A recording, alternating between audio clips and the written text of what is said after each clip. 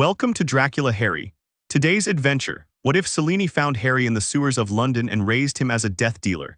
If you haven't already, smash that subscribe button and ring the bell so you never miss a story. Now let's begin. Chapter 1. Salt and silver in the tunnels. The rain over Whitechapel had been falling for 9 days, and it had the color of old coins. She came up out of it at 2:30 in the morning. A black leather figure cresting an iron grate in a back alley off Brick Lane, the city sodium-lit and useless behind her. The death dealer had been a corpse for 604 years, and she did not feel the cold, but she felt the wet, the way the wet found the seams of the long coat and the laced collar of the corselet beneath. It made the leather quieter when she moved. Sometimes the small things were the kind ones. She crouched on the wet brick, set 2 fingers against the grate, and listened. Beneath the city a river ran. Not the Thames, not the old Walbrook, but a younger thing the Victorians had hammered out with brick and pride. The storm sewers under London's eastern stomach, 60 miles of vault and tributary and overflow drain, kept dark by municipal disinterest in old grates and the absence of better stories to tell about them. People did not go into the storm sewers under the East End. The municipal teams went in pairs and came out in pairs. A man with a wet torch and a rolled-up plan of the network could walk under 3 boroughs without speaking to anyone but the rats. A Lycan could walk farther. 3 children gone in 6 weeks. 2 from Whitechapel, 1 from Stepney, all 8 years old. All taken at the hinge of dusk and full dark, between the time a mother went inside to put the kettle on and the time she came out to bring the boy in for tea. No bodies, no ransom, no witnesses worth the name, only the kind of half-remembered fragments, a tall man with a coat too heavy for September, an animal that wasn't a dog, a sound like a cough through wet teeth that meant nothing to a constable and everything to her. She did not hate them. She had been at this long enough that the hate had been worn down to something more useful. What she had instead was a clean low burn at the bottom of the breastbone and a way of seeing, in any room she entered, where the angles were. The angles in this alley were poor. She lifted the grate by its rim, set it aside without a sound, and dropped into the dark. The drop was about 9 feet to a brick ledge above the tunnel proper. She landed without bending wrong, the long coat falling shut, and stood for one breath in the closed black. The smell down here was 3 smells at once. Old water, iron, and something off the iron, something that smelled almost like a sick dog and not quite. She knew the third smell. She had been smelling it on and off for 3 weeks. It belonged to a Lycan cell that had taken up residence somewhere in this maze and had begun in the last fortnight to make the kind of mistakes that suggested they were no longer trying to be unnoticed. They wanted a coven response. They wanted her. She gave them one. She walked the ledge for 100 feet, the Beretta at her right hip riding cool against the leather, the H&K at her left, the 2 of them silvered together at the magazines and warm against her thigh through habit. She kept her left hand off the wall. The right she let trail, 2 fingers, 3, brushing the rough brick to keep her orientation and to feel any change in the air. Twice the brick warmed under her fingertips. Twice she let it tell her something. The first warmth was a man shape leaning against the wall 140 feet ahead of her, breathing too quietly. The second was a sound she remembered from the catacombs under Budapest in 1882, the soft click of a kennel hasp set on metal staples. A staple set in brick, not in wood, because the keepers had wanted the kennel to hold. She thumbed the safety off the Beretta with the pad of her right thumb and walked toward the breath. She was thinking by then in the precise interior voice that a hunter develops in her 2nd century. The voice did not narrate. It tabled possibilities and dismissed them. It said, 1 sentinel ahead, breathing through his teeth, not turned, hired meat. Behind him at 50 feet kennels. Behind the kennels, the heart of the cell, 3 or 4 turned Lycans and whatever apprentices they had cultivated in 2 months. Above her at this point in the network, a row of houses on Coke Street with their bedrooms full of sleeping people who had voted in a council election 2 months ago and now thought of themselves as having done a civic duty for the season. The civic duty for the season was hers. She came up behind the sentinel out of pitch black and laid the muzzle of the Beretta into the soft place behind his ear and did not pull the trigger. She wanted the heart of the cell first. She wanted the children's heads on her side of the column before she made noise. The sentinel froze. He smelled like cheap whiskey and a wet jacket and bad teeth. He was not turned. He was a human bagman paid by something he did not understand. She put her left hand around the back of his neck and pinched the carotid and the vagus together with a precise force she had been refining for centuries, and he sagged silently against her, and she lowered him to the brick like a folded coat. She knelt and went through his pockets and found a tin of mints and a folding knife and a square of paper marked with a hand-drawn line that showed the next 4 turns of the tunnel and the location, in shorthand, of a thing he had labeled den. She did not need the map. She read it anyway for the handwriting and put it in the inside breast pocket of her coat for later. 40 feet farther on she came to the first kennel. It was a 6-foot by 6-foot iron cage set into a brick recess in the wall, padlocked at the top. The bars old enough to be Edwardian and recent enough to have been re-welded by a working welder in the last calendar year. There was a child inside the cage. The child was a boy of perhaps 9, asleep with the wrong kind of stillness, breathing once and then once again and then once again with 5-second gaps, heroin breath. They had been drugging the children to keep them quiet. She placed her gloved hand against the lock and the lock did not register the gesture and she did not, this time, do anything about either the child or the lock. She left both. She would come back through. If she came back through and the kennel was empty, she would know what kind of opposition she was facing. 2 cages farther down, a girl, 6 or 7, in the same heroin sleep. A third cage held nothing but the smell of one. A fourth held a boy who could not be more than 4 and whose hair, even in this light, was the color of new copper. 5 cages, 3 of them in use. The third unused, which meant either it had held one of the missing ones and they were already gone, or it was waiting. She passed the 5th cage and turned the corner the map had promised and saw the den. The den was a vaulted brick chamber where 2 tributary sewers came together under what the city pretended was a junction box. A grate above let in a knife of sodium light at an angle. The chamber smelled of dog. The chamber smelled of dog the way a slaughterhouse smelled of cow. Not as an animal in the room, but as an accumulation, a saturation, weeks and weeks of the same animal washed into the brick of a place that did not breathe. There were 4 men in the chamber. 3 of them were Lycans.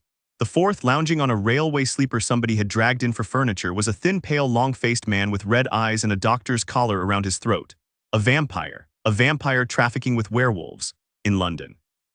In her territory, the interior voice paused for half a second on this datum and then resumed. She would come back to it. She had time to take the room in for one full breath before the long-faced man's nostrils flared and he sat up and said, in a small voice that did not match his face, "She is here." She put the beretta on him first. The round took him in the center of the forehead and the silver nitrate in the hollow point did its work, and his face came apart from the inside out as if a chemist's flask had been broken inside his skull. He went off the sleeper backward and did not move again. The 3 Lycans were already moving. The first came down the brick wall like a spider, hands and feet on the bricks, the shoulders rising, the human face turning into something less human, the throat thickening with the shape of the lengthening jaw. The second was halfway through the change before he had finished standing up. She could hear the wet crack of his hip socket receding itself.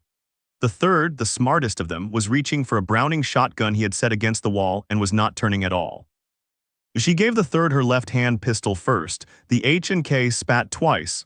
The shotgun did not come up. The third Lycan dropped, the silver nitrate in his chest already lighting him from the inside in the way that no mortal weapon and no antibiotic and no surgeon's hand had ever found a way to stop. She was moving by then.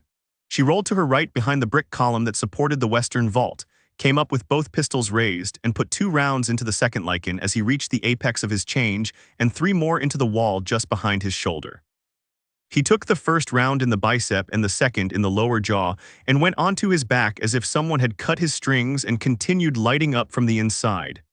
The first Lycan, the one on the wall, had used those seconds. He came off the brick at her in a leap that should have crossed the chamber in one bound, and would have crossed it in one bound if she had been a mortal woman, but she was not a mortal woman. And at the apex of his arc, at the moment when the trajectory had committed and he could not change his line, she fired the beretta upward into his open chest from 12 feet below and stepped sideways out from under him. He landed where she had been standing. He landed badly. He landed on the spine with the silver nitrate already at the heart, and his change began to roll backward, the long jaw retracting around teeth too large for it, the eyes losing their amber, the hands becoming hands again, the human at the bottom of it dying through the back of the wolf. She watched his face come out from under the wolf's face for one long moment to be certain. He looked in the last second like somebody's brother. Probably he had been. She did not put a second round in him. She was thrifty with silver. He died at her feet without further help. She stood in the chamber for one breath and listened. The chamber held no other sounds. The grate above showed only the steady knife of sodium light. The water in the tributaries moved along on its work. Somewhere 2 tunnels back, the bagman she had laid down was beginning to make the slow waking sound of a man whose blood pressure was settling. He would not wake in time. She checked the long-faced vampire on the sleeper, set the muzzle of the beretta against the side of his head to confirm what she already knew and did not waste a round. She turned to walk back to the cages. She heard the breathing. The breathing was not coming from the chamber. It was coming from a place she had not yet looked, an alcove in the back of the den, behind the sleeper, behind a sheet of corrugated iron somebody had propped against the brick as a privacy screen.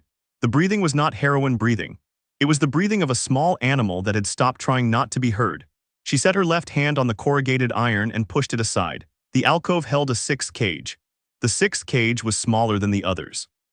The bars were the same Edwardian iron, but the cage itself was the size of a coffin set on end, 3 feet by 3 feet by 5, with a padlock at the top and a dish on the floor that had once held water. The child inside the cage was a small boy of perhaps 8, sitting with his back against the bars and his knees pulled in and his arms wrapped around his shins.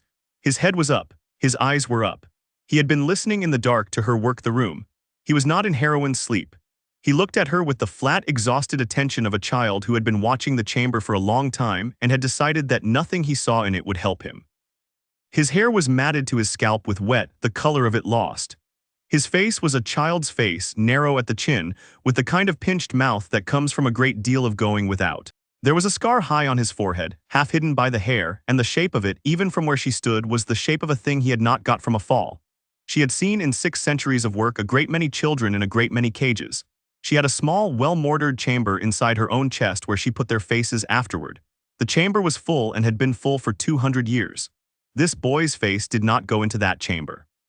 The interior voice, which had been doing its tactical accounting, stopped doing it. The interior voice was just for a moment quiet. She knelt down to put her face on a level with his. "Are you bitten?" she said, not a question exactly. A diagnostic. The boy looked at her and did not answer. She took her glove off and held the back of her hand toward him, palm down, the way you would offer the back of your hand to an unfamiliar dog. The boy did not flinch. He did not lean forward either. He looked at her hand the way he had looked at her face, with the flat attention of a creature that had stopped expecting outcomes. "Hands," she said. "Arms, neck, did they bite?" He shook his head once. "Small. Drink." She produced a flat steel flask from the inside of her coat, water, not the other thing, and offered it through the bars at an angle the bars would allow. He looked at it. He did not take it. "Drink," she said again, and let the smallest edge of command into the word, not unkindness, only the tone of an instruction she expected to be followed.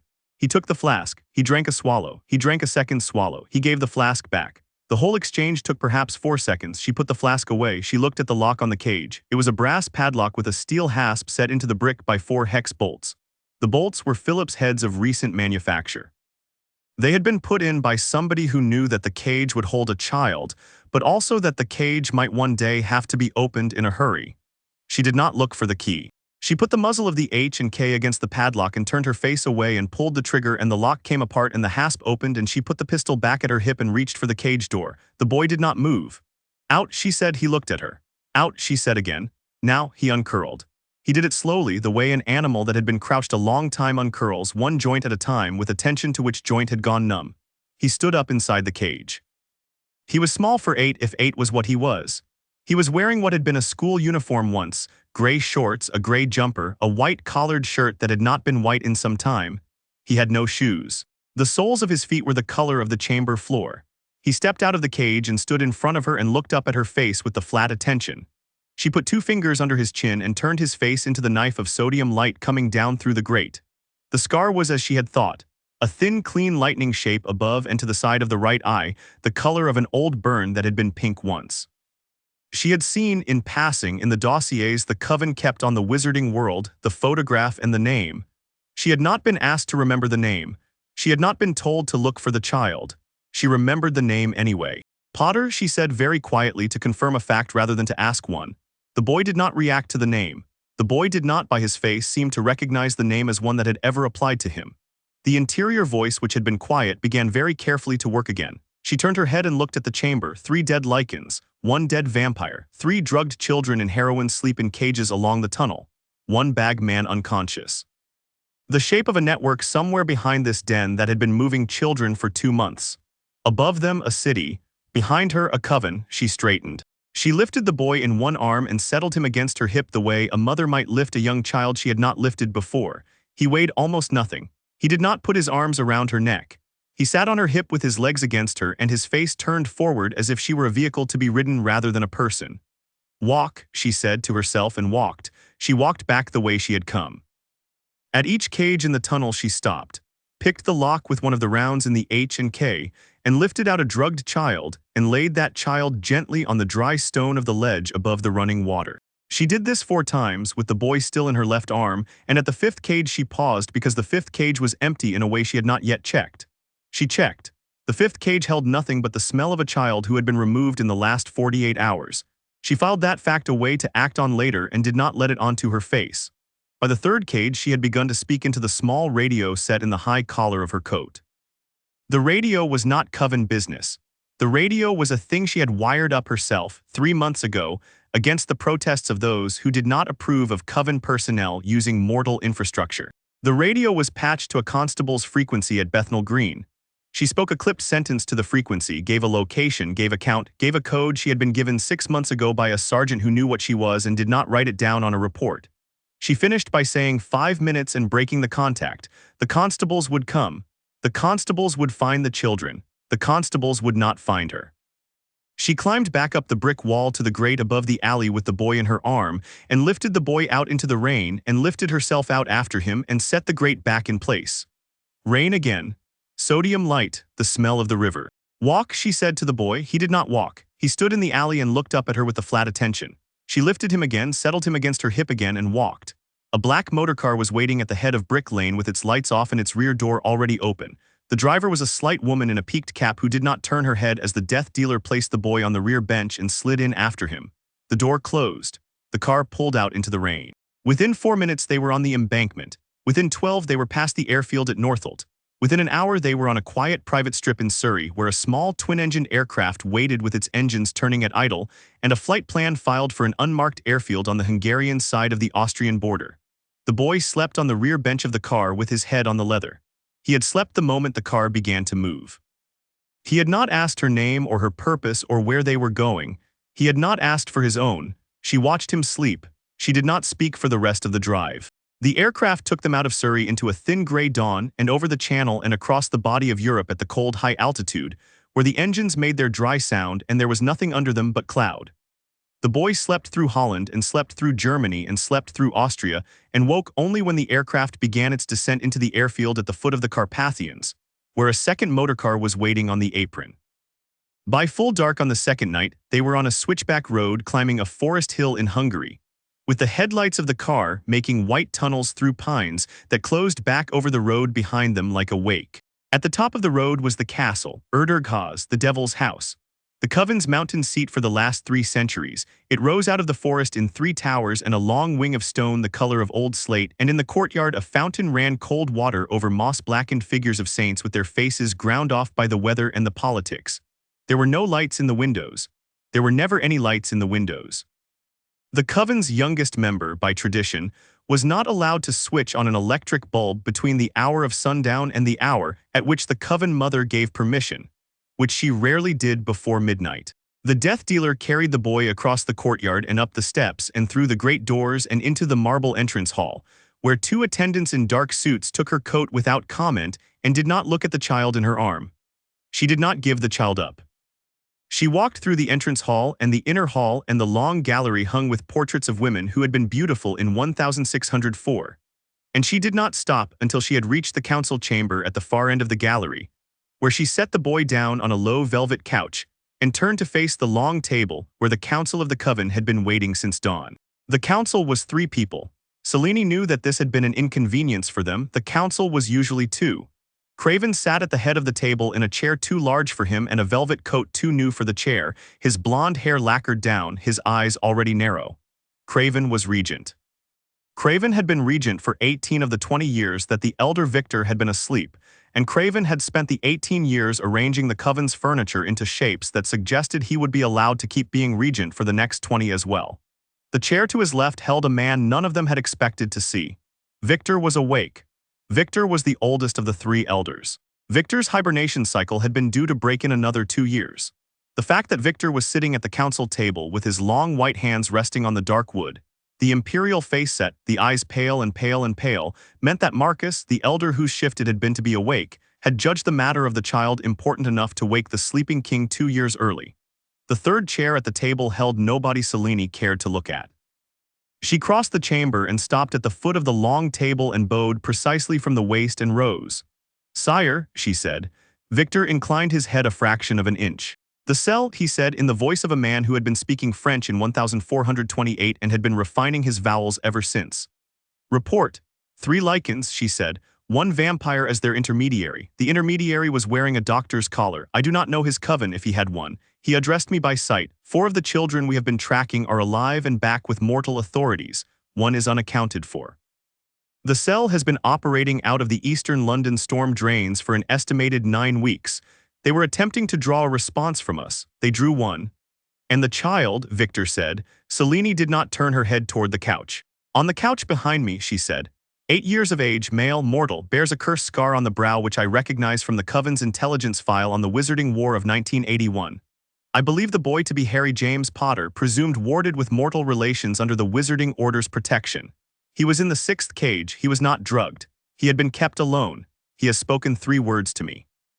He has the demeanor of a child who has not been spoken kindly to in some years. Craven made a small sound from the head of the table. This is a wizarding matter, Craven said. It is not Coven business. Return him to the Order's people in the morning. You do not collect children, Selene. Selene did not look at him. It is Coven business, Victor said. Craven looked at Victor and did not speak. The Lycans took him as leverage, Victor said. He had not yet moved his hands from the table. They knew what he was. They knew what he would draw, mortal side and otherwise. He is therefore already known to our enemies. He cannot be returned. Returning him places him back inside the kennel from which my death dealer has just extracted him. Returning him will end with him in another cage in 6 weeks. Victor turned his pale eyes to Selene at last. What do you propose? She had not, until the question was asked, known the answer. I propose to turn him, she said. Craven's mouth opened. He is 8, Craven said. He is 8, Selene said. I am aware. The Coven has not turned a child of 8 in 3 centuries, Craven said. The last attempt produced a creature that had to be put down within a fortnight. We do not turn children, Selene. The Coven does not turn children. There is a reason. The hunger is not a thing a child's mind can hold. This child, Selene said, has been holding harder things. Victor was looking at her. She did not look away. You will be his maker, Victor said. You will be his anchor. You understand what that requires of you.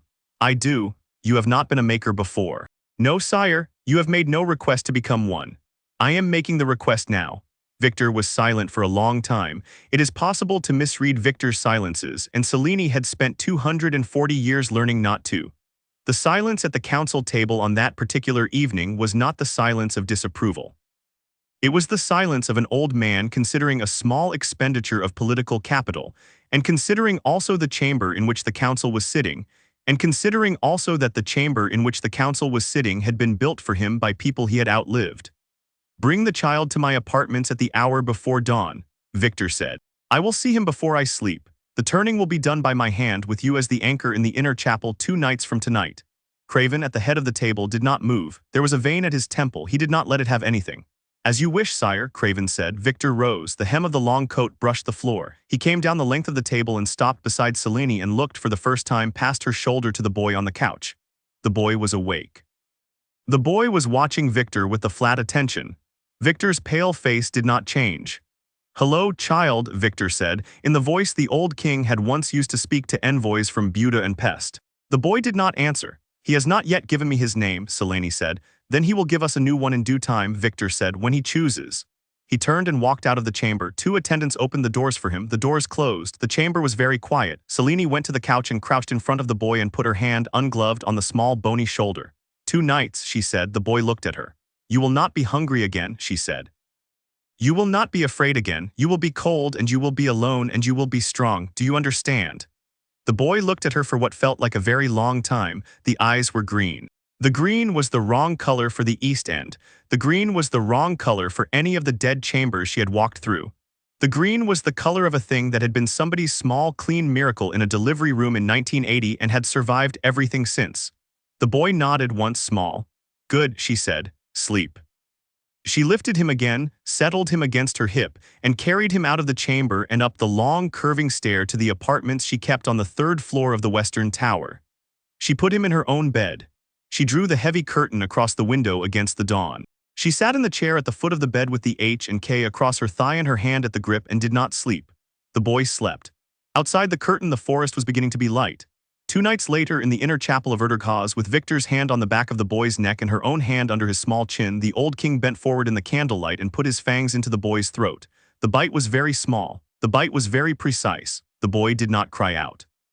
He looked at her over the king's shoulder with the flat attention, and she held his eyes and did not look away.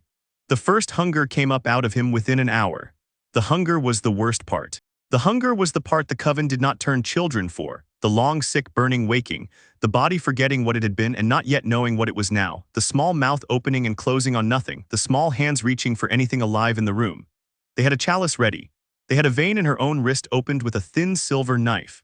She gave him the first drink herself from her own arms slowly, while Victor watched from a chair at the side of the chapel and said nothing.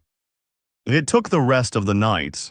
When the boy came back to himself just before dawn in the candlelit chapel with her arm in his small hand and her hair down around his face, he looked up at her and spoke the first full sentence he had spoken since she had found him in the kennel. "Are you my mum now?" he said. She did not know in that moment what the correct answer was. She answered anyway. "Yes," the coven mother said. She put her hand on the back of his head and held him against her shoulder and held him there until the candles went out one by one and the chapel was full of the gray light of the forest morning. Chapter 1 and Chapter 2. The coven child. He was given a new name on the third day. He was given an old one back 2 years later. He kept both. The new name on the third day was Henrik. Victor preferred Henrik. Henrik was a name that had been spoken in the marble halls of Erdurghaz since the long winter of 1462, when one of the early coven mothers had used it for a son she had not been allowed to keep. The coven approved of names that had been spoken in the halls before. The coven preferred its furniture continuous. The boy who had been Harry Potter answered to Henrik for 2 years without complaint. He answered to a great many things without complaint in those 2 years. He answered to up at 4 o'clock in the afternoon, which was the hour the coven rose. He answered to eat, which was the hour after that. He answered to down, which was the small narrow stair into the practice cellars. He answered to again, which was the word that was used to him by his teacher more often than any other. His teacher did not in that first year say his name aloud at all if she could avoid it. She found that the name caught against something in her throat. She used pronouns and gestures, and the flat, clear instructions of a woman who had been a hunter in 3 centuries, and a maker in none. She brought him through the curriculum of the covens young the way she had brought herself through it once, 140 years ago, except faster, because the boy learned faster, and harder, because the boy had reasons to. In the first 6 months she taught him to walk silently on flagstones in stocking feet. In the second 6 months she taught him to walk silently on flagstones in boots. By the end of the first year she had begun him on the pistol.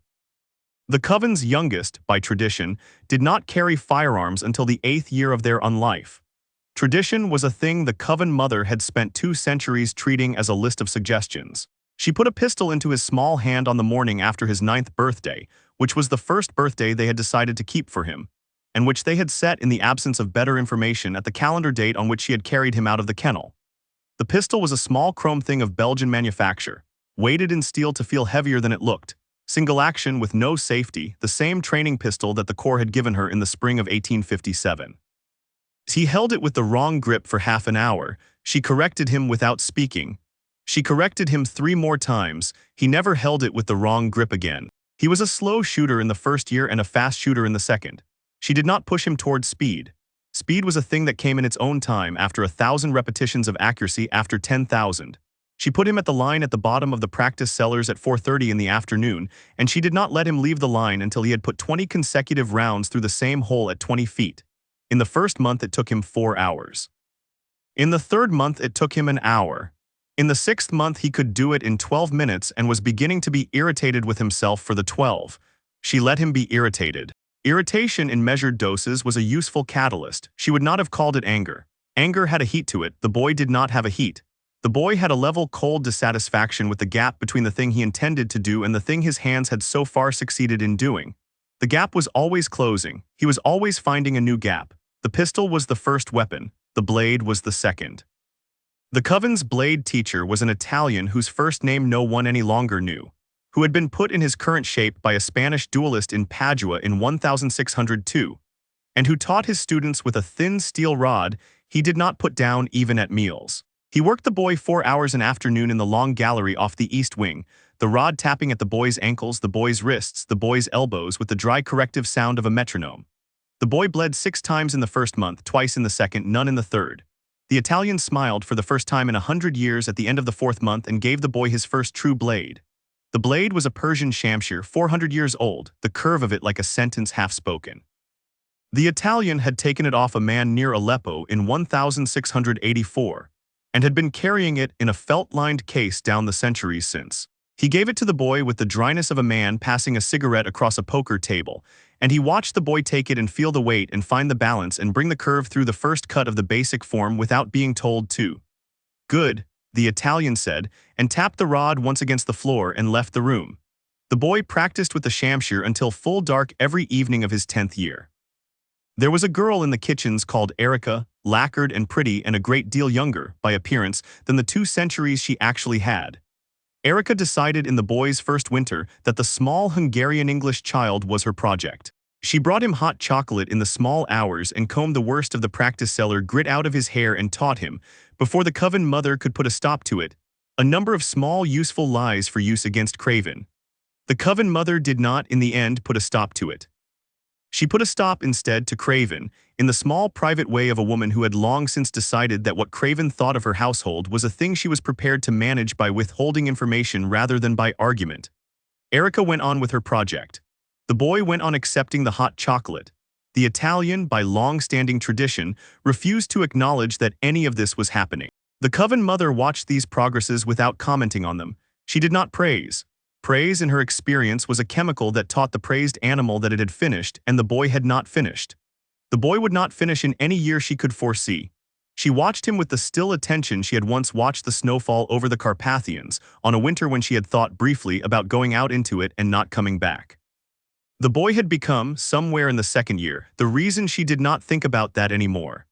There were nights, between the practice and the meal, when she walked the long forest paths with him and did not speak. The forest above Erdurghaz in autumn was a thing of black pines and silver birch and the smell of the cold stone of the high ridges, and the moon, on the nights they walked, was the color of a small clean bone.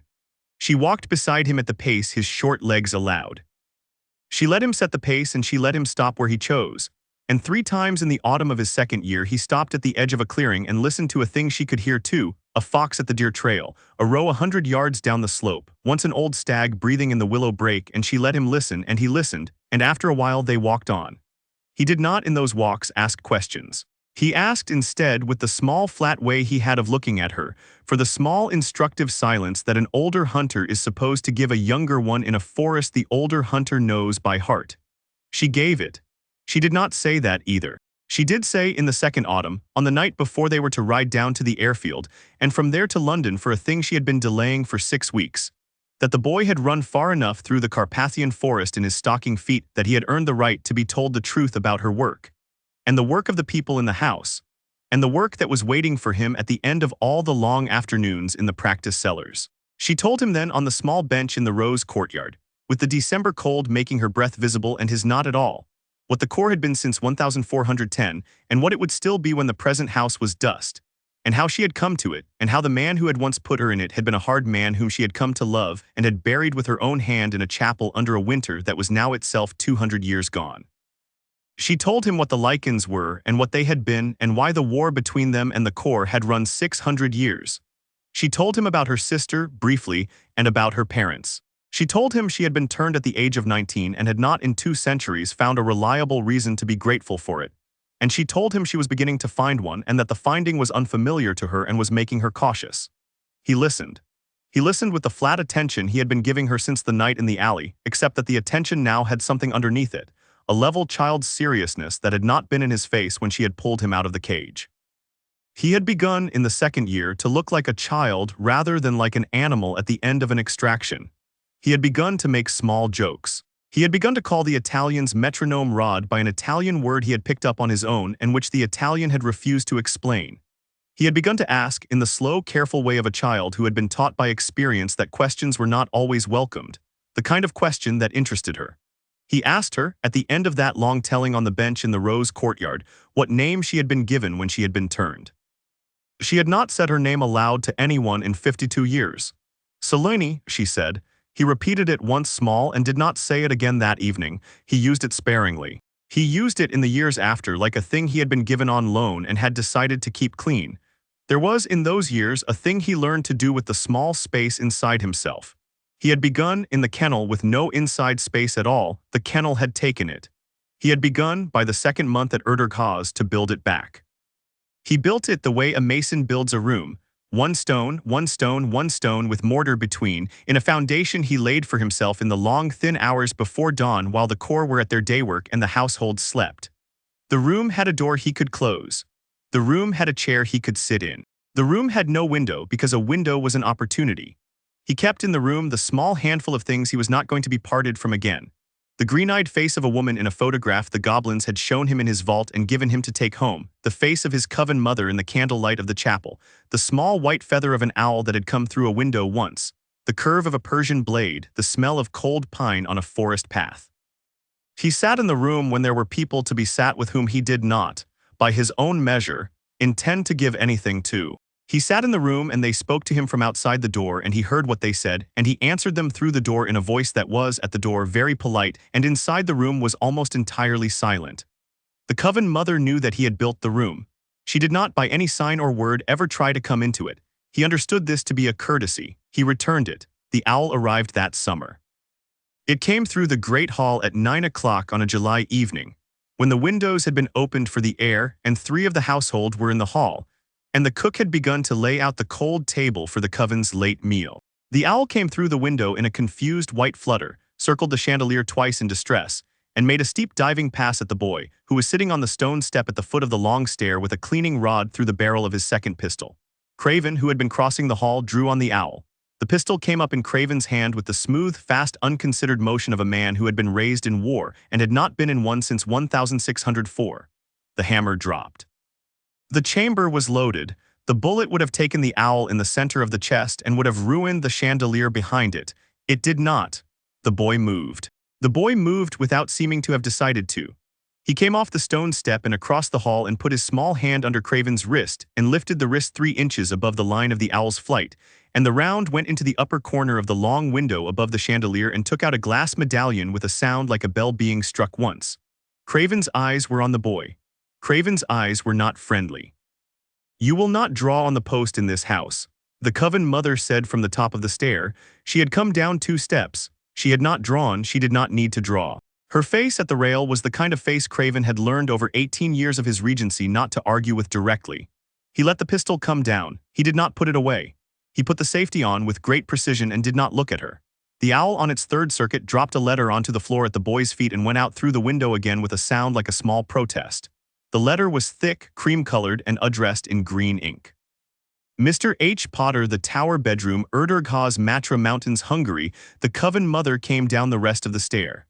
The cook had stopped laying out the cold table. Craven was looking at the letter on the floor with an expression that was, slowly, becoming something more dangerous than the expression he had been wearing a moment before. She bent, she picked the letter up, she turned it. She broke the wax seal with her thumbnail without looking at it. She read. The boy had not picked up the round of glass at his foot. He had picked up the small white feather that the owl had shed in its 2nd circuit and was holding it between 2 fingers and looking at it. He looked just for a moment like a child. She read the letter twice. She handed it down to him. "You will need," she said, "to come to my chamber after the meal." He nodded. She turned and crossed the hall to the eastern stair and went up. And the cook, after a moment, went back to laying the cold table, and Craven, after a longer moment, put the pistol away. At the meal, the cook served the boy a second portion of the cold table without being asked, which was the cook's small private way of indicating an opinion. After the meal in her chamber with the heavy curtain drawn against the long summer dusk, the coven mother set the letter on the table between them and explained to the boy, in the clipped clear sentences in which she did her thinking aloud, what the letter was and what it meant and what she intended. "You will go," she said. "Victor approves. The coven has not had eyes inside the wizarding world in 2 generations. We have lost 3 death dealers in the last 6 years to wizarding ordnance because the Corps could not read the runic glyphs on the wards we walked through. This will change. You will be those eyes." He nodded. "You will be 11 in 3 months by their reckoning. I will be 3 years and 10 months by ours," he said. She looked at him. He looked back. "You are quick," she said. "I had a long time in the cage," he said, in the level voice he had begun to use when he wanted her to understand a thing without needing to explain the thing further. She did not respond to that. She let it sit on the table beside the letter. "They will ask your name," she said after a while. "I will give them the name they ask for. They will give you back the old name when you arrive in their country. I expected they would. You will use it with them. You will use the other name with us." He nodded. "You will not tell them what you are. I know. You will not tell them what I am. I know. You will tell them, if they ask, that you have been living in Hungary with a relative." "With my godmother," he said. She did not in 23 decades often smile. She smiled now, a flicker of the upper lip, gone in less than a second, and he saw it, and made nothing of it on his face but tucked it away. They went to London by car and by aircraft and by car again, and on the morning that was promised in the letter they walked together down a crooked alley off Charing Cross Road and through a brick wall that was not a wall, and into Diagon Alley. The Diagon Alley of the Wizarding World, on a Saturday morning in late August, was a thing she had not seen since 1932 and which had not visibly changed since 1932, except that the Cauldron Shop had repainted its sign. She walked through it with one hand at her hip and one hand on the boy's shoulder and a coat that did not suit the weather but did suit the work, and people made way for her without seeming to have decided to. They went to Gringotts first. The boy had a vault. The boy had a vault that had been earning interest in his name since 1981, the year his parents had died, the year a curse that should have killed him had not killed him, and the goblins were courteous to her in the dry way that goblins were courteous to anything that smelled like an apex predator. They were given a low brass key. They went down on the cart. The boy looked at the gold in his vault for one long moment and did not say anything that a child of 11 was supposed to say in such a moment, and they came up again with a leather purse and a list. The list was the Hogwarts list, and in addition she had written herself in the small slanting hand she had been writing since 1791. She had added in her own hand items the Wizarding World would not have included: a long oilskin holster, a powdered alloy for cold loading, a pair of leather gloves that would not impede the trigger finger, two slim throwing knives of the kind a child could carry in a forearm sheath under a school robe. They went to Ollivander's. Ollivander, in the back of the long, thin shop with the boxes stacked like a flue, looked at the boy for a long time before he reached for a box. "Curious," he said in the small, reedy voice that was the only voice he had ever used in the boy's hearing. "Curious." He tried the boy with 7 wands. The 7th was holly 11 inches with a phoenix feather core supple, and it lit the chimney of his lamp on the wall behind him without being asked to. "Curious," Ollivander said for the 3rd time. "You have said," she said. "The brother of the wand that gave you the scar, Mr. Potter," Ollivander said, looking at the boy with a small, bright attention. "Only one other phoenix gave a feather to a wand made in this shop. That wand belonged to the man who did this." He gestured with 2 fingers at the boy's brow. The boy did not, by the line of his shoulders, react to this information at all. "Curious that this wand chose you," Ollivander said. "Yes," the boy said politely, "you have mentioned. May we have it, please?" They paid for the wand. They left the shop. The Coven mother did not say anything about Ollivander on the walk down the cobbles, and the boy did not either. They turned at the next corner and went 100 feet down a side passage that the wizarding tourists did not, by their habit, take. The shop at the end of the side passage had no sign. It had a brass door knocker shaped like the head of a fox and a single bulb burning above it in a glass like a candle. She knocked. The door was opened by a tall, lean, gray-haired man in a leather apron who took one look at her and stood aside. "Madam," he said. "Toth," she said. "It has been," he said, "a long time. 12 years. 12, the core still keeps you in the field." "It does." "And this small gentleman," he said, looking down at the boy, "is no doubt yours." "He is mine." "What does he need?" she told him. Toth's shop was lit by the single bulb above the door and by a small enamel lamp on the workbench at the back. He brought down 3 trays from the racks along the wall and set them on the bench under the lamp. Each tray held a pair of pistols.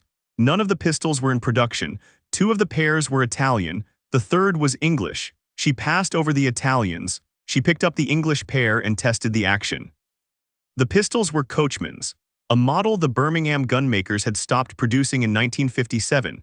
Single action, 12mm, designed for use by night coach guards on the long roads through the Black Country, and adapted privately since, by a small workshop in Wolverhampton that did not advertise. The grips were dark wood inlaid with a thin line of silver around the heel. The barrels were short. The weight in the hand was, with the magazine loaded and the safety off, the kind of weight that suggested to the hand of a young marksman that the pistol was a thing waiting for instructions. She set them down. She looked at Toth. "They were the Lord Boyle's pair," Toth said. "His son brought them in 1979. They have not been carried since. The chambers are bored for silver nitrate as well as conventional. The triggers are at 3 pounds. They will be carried again," she said. 2 boxes of silver nitrate, 1 box of conventional, the holsters in oxblood. Reblue on the upper assembly. It will be done in the morning. "And there is a blade he is to use," she said. "I will bring it to you tomorrow. I want the edge reset in cold silver. I want the silver bonded along the cutting edge to a depth of 3mm. I want the rest of the curve left in the original steel." Toth looked at her. "That blade," Toth said carefully, "if it is the blade I think you mean, is 400 years old." "It is. And you intend to put silver into its edge?" "I do. It will hold a Lycan throat," Toth said. "Yes." He nodded once and went back to his ledger. They left the shop. The afternoon over Diagon Alley was beginning to go orange. The boy walked beside her without speaking. He did not in those days often need to speak in order to communicate the things she was by then in the habit of hearing from him. He had taken in the price of the pistols and the price of the rework on the Shamshire and had made the arithmetic in his head, and he understood that the leather purse from Gringotts had been emptied for them, and he had decided without asking that he would not now mention the wand again until they were home. She looked down at him at the door of the leaky cauldron. "You will not carry the pistols at school," she said. "Number. You will keep them in the wardrobe at the foot of your bed in the case Toth will provide. Behind the false back I will install for you on the second night of term. You will not show them to anyone. You will use them only at need. Yes, you will use the wand for everything else. I will. And if the wand is taken from you," she said, "you will use them. I will." They went back to Erdurkaz that night. In the morning Toth's package came up the mountain on the back of a courier who would not, by the Coven's standing instructions, come further than the lower gate. The pistols were in a fitted teak case lined with green felt, the holsters in oxblood beside them, the spare ammunition in two small flat boxes marked at the top in a code only Toth and the Corps could read. The Shamshire was in its own long case, the cold silver bonded along the curve of the edge in a hair-thin line that caught the lamp like a thread of frost. The boy lifted each weapon in turn, set each weapon down, closed the cases, and looked up at the Coven mother. He did not, by his face, give her thanks. He gave her instead the small, precise nod of a young marksman acknowledging that he had been given the tools and would now use them. That night in the lower cellar at midnight, with the small enamel lamp from the gunsmith's bench set on a crate behind him, he put 160 rounds through the new pistols at 20 feet, 25 feet, 30 and 35. He shot left-handed and right-handed and one-handed and two-handed, and from a kneeling brace and from a low half-crouch and from a turning step. He shot until the smell of cordite was thick on the cellar air, and the brass at his feet was a small bright scatter, and the upper assembly of the right pistol was just barely warm. He did not that night miss the center ring.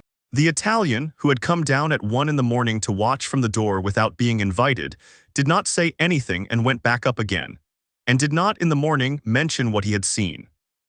They left for the train station in London on the morning of the 1st of September, by car, with a small leather trunk and a long thin wooden case for the Shamshire packaged inside a thicker case that pretended to be a child's tuck box. And on the platform at King's Cross at 10:15 she walked him to the brick column between platforms 9 and 10 and stood with him there for a moment. The boy looked at the column. The boy was 11, by the calendar the Wizarding World used. He was small, he was wearing a dark wool coat she had bought him in London the previous afternoon. He was carrying the trunk by the leather strap on its top. He looked at the column and then at her face.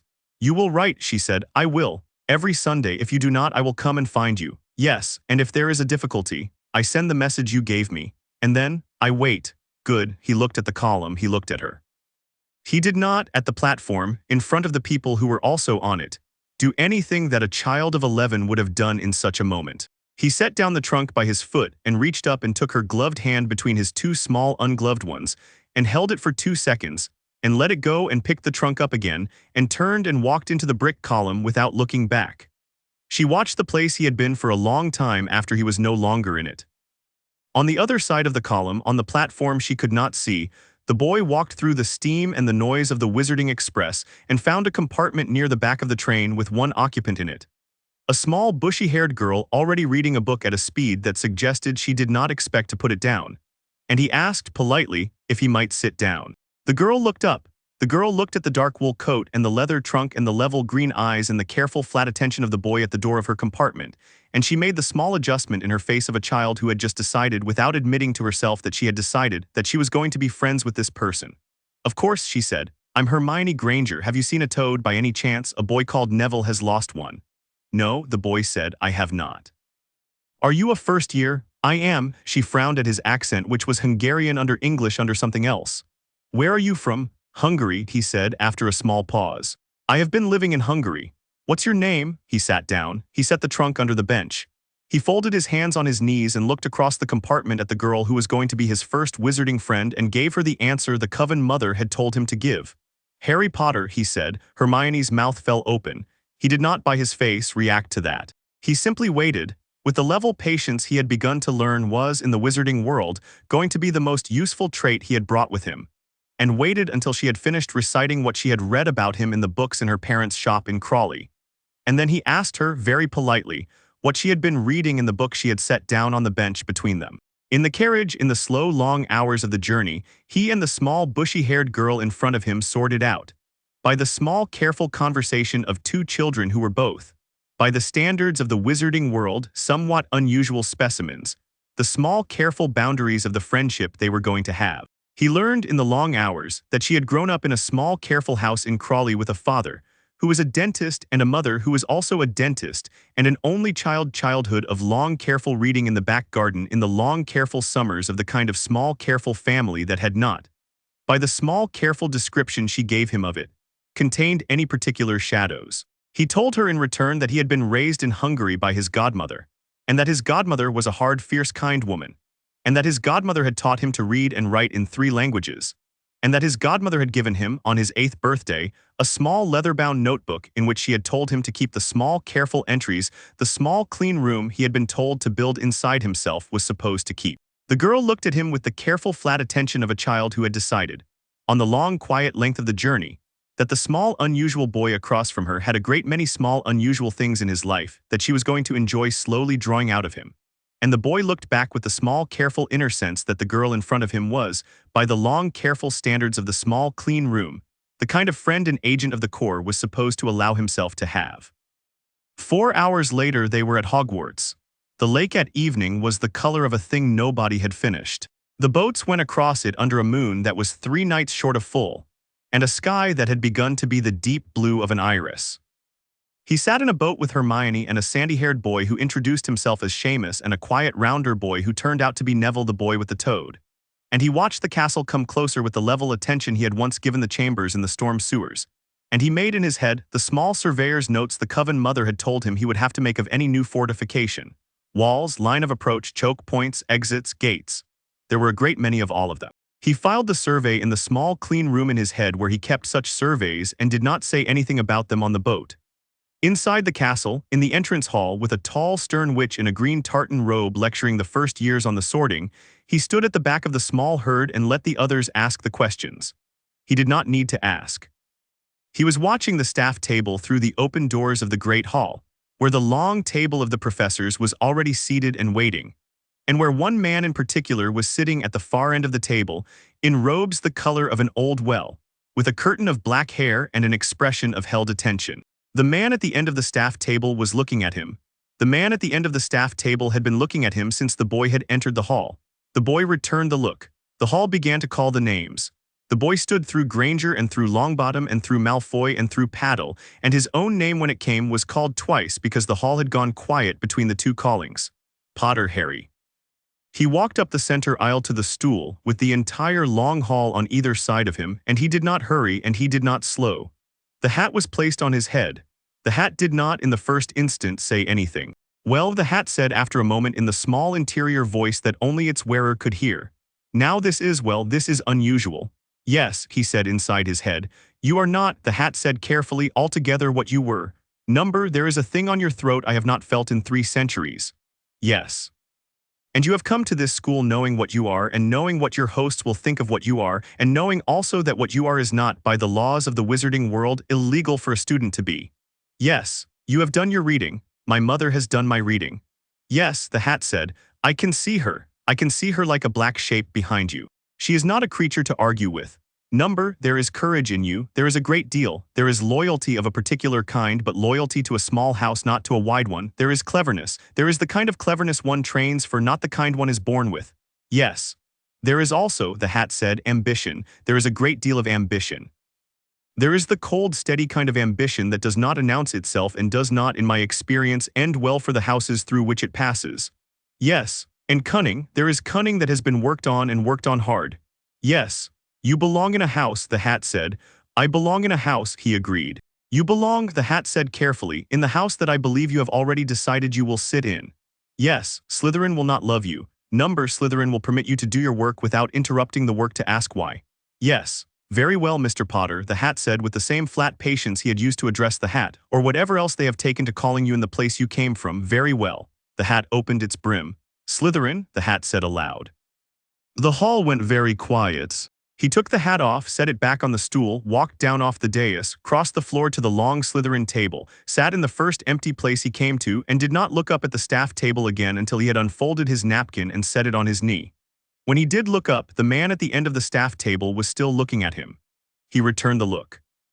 He held the look until the man at the end of the table inclined his head, a quarter of an inch, in something that was not quite a greeting and not quite an acknowledgement. He inclined his head the same amount back. Then the food came and the hall remembered itself, and a tall blonde boy 3 places down the bench leaned over and introduced himself as Draco Malfoy, and the boy who had been Harry Potter and was now both Henrik and Harry and a third thing besides. In the green-trimmed robes of the house he had been put in by the wisest piece of millinery in the wizarding world, lifted his goblet and drank water and ate the food he was given and made, for the first time in his short and busy life. The slow, careful preparations of a young agent inside the walls of a friendly enemy. Outside, in the dark beyond the long windows of the Great Hall, an owl crossed the moon. In Hungary, in the high tower at Erdőrház, the Coven mother stood at her window with her arms crossed and watched the same moon over the same forest and did not move from the window until first light.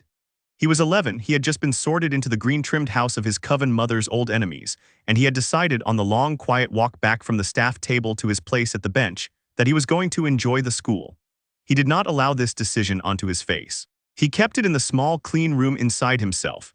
Beside the small white feather and the small Persian curve and the small, careful smile his Coven mother had given him at the head of the staircase in the rose courtyard on the night of the long telling, and he closed the door of the room and he ate his bread. Chapter 2 and Chapter 3. The Quirrellmort Problem. He kept a notebook.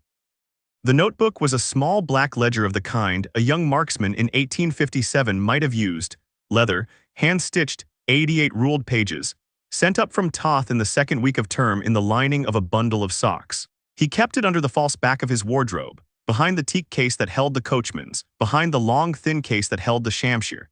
In a niche he had cut into the masonry on the second night of his arrival with a thin silver knife and a working understanding of the way the bricks of an Edwardian dormitory had been laid by the men who had been paid to lay them. The first entry in the notebook on the 15th of September read as follows. Day 1, 14 observations Hogwarts staff table 11 long. Headmaster center, deputy left transfiguration, to his left potions sallow watches me. To deputy's right herbology kind distracted. To headmaster's right 2 empty places at meals fill at staff meetings. To right of those charms small useful, then astronomy, then defense stutters smells wrong, ghosts 4 visible 1 inferred. Bloody Baron is the Slytherin ghost. The prefects say he was a murderer in life and has been kept on staff to keep the older boys in line. Useful, House, Slytherin, 35 students. Of 35, 14 from the families on the Coven's 1980 list. Of those 14, 3 with active wards, the rest decorative. Draco Malfoy ranks himself first, his rank by sober assessment is third. The first is a 6th-year named Erebus Selwyn who does not speak to first years. The second is a 5th-year prefect named Iphigenia Travers who has been watching me without watching me since the second night. Friends, Granger Gryffindor clever loyal will not betray a friend will be a friend. Longbottom Gryffindor kind more useful than he looks. Weasley Gryffindor undecided suspicious of Slytherin but suspicious of his suspicions. Greengrass Slytherin watchful not a friend yet useful in time. Davis Slytherin sharp tongue will not be a friend will be an ally. Library open to second year and up except by note. Note obtained. Owl post monitored at the top of the entrance hall. Will write home via parchment hidden in the 3rd volume of Hogwarts. A history on the charms shelf 4th bay. Granger will retrieve. Granger does not know she will retrieve. Defense professor anomaly. Smells of mildew and of something else, the smell of which I cannot place but which I have smelled twice in the practice cellars at home when the old vampire Demetrius came in from his work. Will watch. He closed the notebook on the night of the 15th and slid it back into the niche behind the brick. He set the brick back in place. He went to bed. He shared the first-year dormitory with 5 other boys. Malfoy in the bed by the window, Crabbe and Goyle on either side of Malfoy in the way of large dogs that had been told to stay near a useful smell, Blaise Zabini on the bed by the door, who slept lightly and noticed things, and Theodore not in the bed directly across from his own, who did not sleep until the rest of them did and who pretended to. Not watched him. Not had been watching him since the second night, in the careful, unblinking way of a child who had been raised by a father who was on a list. Not did not, in the first fortnight, say anything to him that was not a courtesy. Not did not, in the first fortnight, say anything to him that was not also a question dressed as a courtesy. He answered Not's questions politely and gave Not nothing. He did this with all of them. He gave Malfoy nothing on the first day, in the polite way the Coven mother had told him to give Malfoy nothing on the first day, by refusing the offered hand without unkindness. He gave Crabbe and Goyle the small flat respect that one gave large competent persons whose competence had not yet been turned in one's direction. He gave Zabini what one gave Zabini, which was a careful equal nothing back. He gave not, on the night of the 8th of September, the small precise courtesy of a young aristocrat in a dueling room who had decided that he and the other young aristocrat would eventually have to have a conversation. He gave the staff table what he gave the staff table, which was attention. He was always being watched. He had decided this on the first morning. He had decided this and had decided to act in all the ways that mattered as if he were not, and to act in all the ways that did not as if he were. He took his classes. He took notes. He wrote letters to his mother on Sundays. He went to the library. He sat with Hermione at meals when his timetable and hers permitted, and at the Gryffindor table when the prefects of his house pretended not to be looking. He did not in the first month hex anyone. He did not in the first month lose his temper. He did not in the first month do any single thing that was, by the standards of the school, anything but quiet and clever and well-behaved. The only thing he did in the first month that was not quiet and clever and well-behaved was watch the man in the turban. The man in the turban was the defense against the dark arts professor, and his name was Quirrell. He had stuttered through the welcoming feast, and stuttered through his first lesson, and stuttered through a 5-minute exchange in the corridor on the 7th of September during which he had asked the boy whether he had had any difficulties settling in. The stutter was a soft KKK and a soft PPP, and the kind of stutter that took the speaker 3 breaths to set up before the consonant arrived, and which a child with patience could time on a watch. The boy timed it on a watch. He timed it on a watch for 9 consecutive classes. He plotted the timings on the inside back cover of his notebook in a small precise hand, and looked at the plot in the lamp of the dormitory in the second week of October, and saw the pattern in it the way a man sees a track of footprints in a corridor of dust. Not a stutter, not a habit, not a tick of nerves, but a small mechanical device that someone had taught a host to wear. He folded the notebook closed. He blew out the lamp. He went on watching. The stutter, the boy noted in his second entry, was inconsistent. The stutter was inconsistent in the wrong way. The stutter went away sometimes when Quirrell was distracted and came back stronger the moment Quirrell remembered he was meant to have it. This is not a stutter, the boy wrote. This is a costume.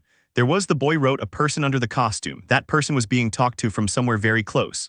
The smell of mildew, the boy wrote in the third entry, is the smell of a thing kept under cloth too long. The other smell, the older one, is the smell of a vampire kept under cloth too long. But the vampire is not under cloth. The vampire is somewhere that wraps it. I have not seen a vampire in this castle. I have therefore been smelling something on the man in the turban. The man in the turban is wrapped around something. He drew in the margin a small careful diagram. A turban, a second face under the turban, a question mark. He closed the book. He went to dinner. He was watched all through dinner by the man at the end of the staff table in the robes the color of an old well, the man with the long curtain of black hair, the man who had inclined his head at him on the first night. The man's name was Snape, and Snape did not in the first month speak to him. Snape in the first month gave him nothing. Snape took the first potions lesson with no acknowledgement that the boy in the front row was a thing other than the rest of the boys in the front row. Snape took the second potions lesson the same way. Snape took the third the same way. The boy understood in the third lesson that he was being walked around in the manner of an unfamiliar large animal in a barn, and that the man walking him was not yet willing to commit either to feeding him or to shooting him. He extended Snape the same courtesy back. He sat in the front of every potions class with his cauldron in perfect order, and his ingredients laid out in the precise sequence Snape had given on the board. And he produced in the fourth lesson the first successful bowl cure draft of the year, which Snape evaluated by walking past his desk without speaking and setting a small grade in the corner of his parchment in red ink that was the highest grade Snape had ever set on a first-year parchment in 12 years of teaching. The boy did not by his face react to the grade. Snape did not by his face react to the not reacting. They understood each other. In the second week of October, on a Wednesday afternoon during which the wind off the lake had been bending the long grass at the edge of the herbology beds in the same direction for 6 hours, he wrote his second letter home and went down to the kitchens through a passage the Slytherin prefects had shown him on the third night, and which had been built, by the look of the brickwork, by men who had not expected children to find it. He sat on a flour bin and ate a small bowl of soup the house elves had insisted on, and watched the kitchen brigade work, and made the small precise observations about the castle's lower spine that the Coven mother had requested in her last letter.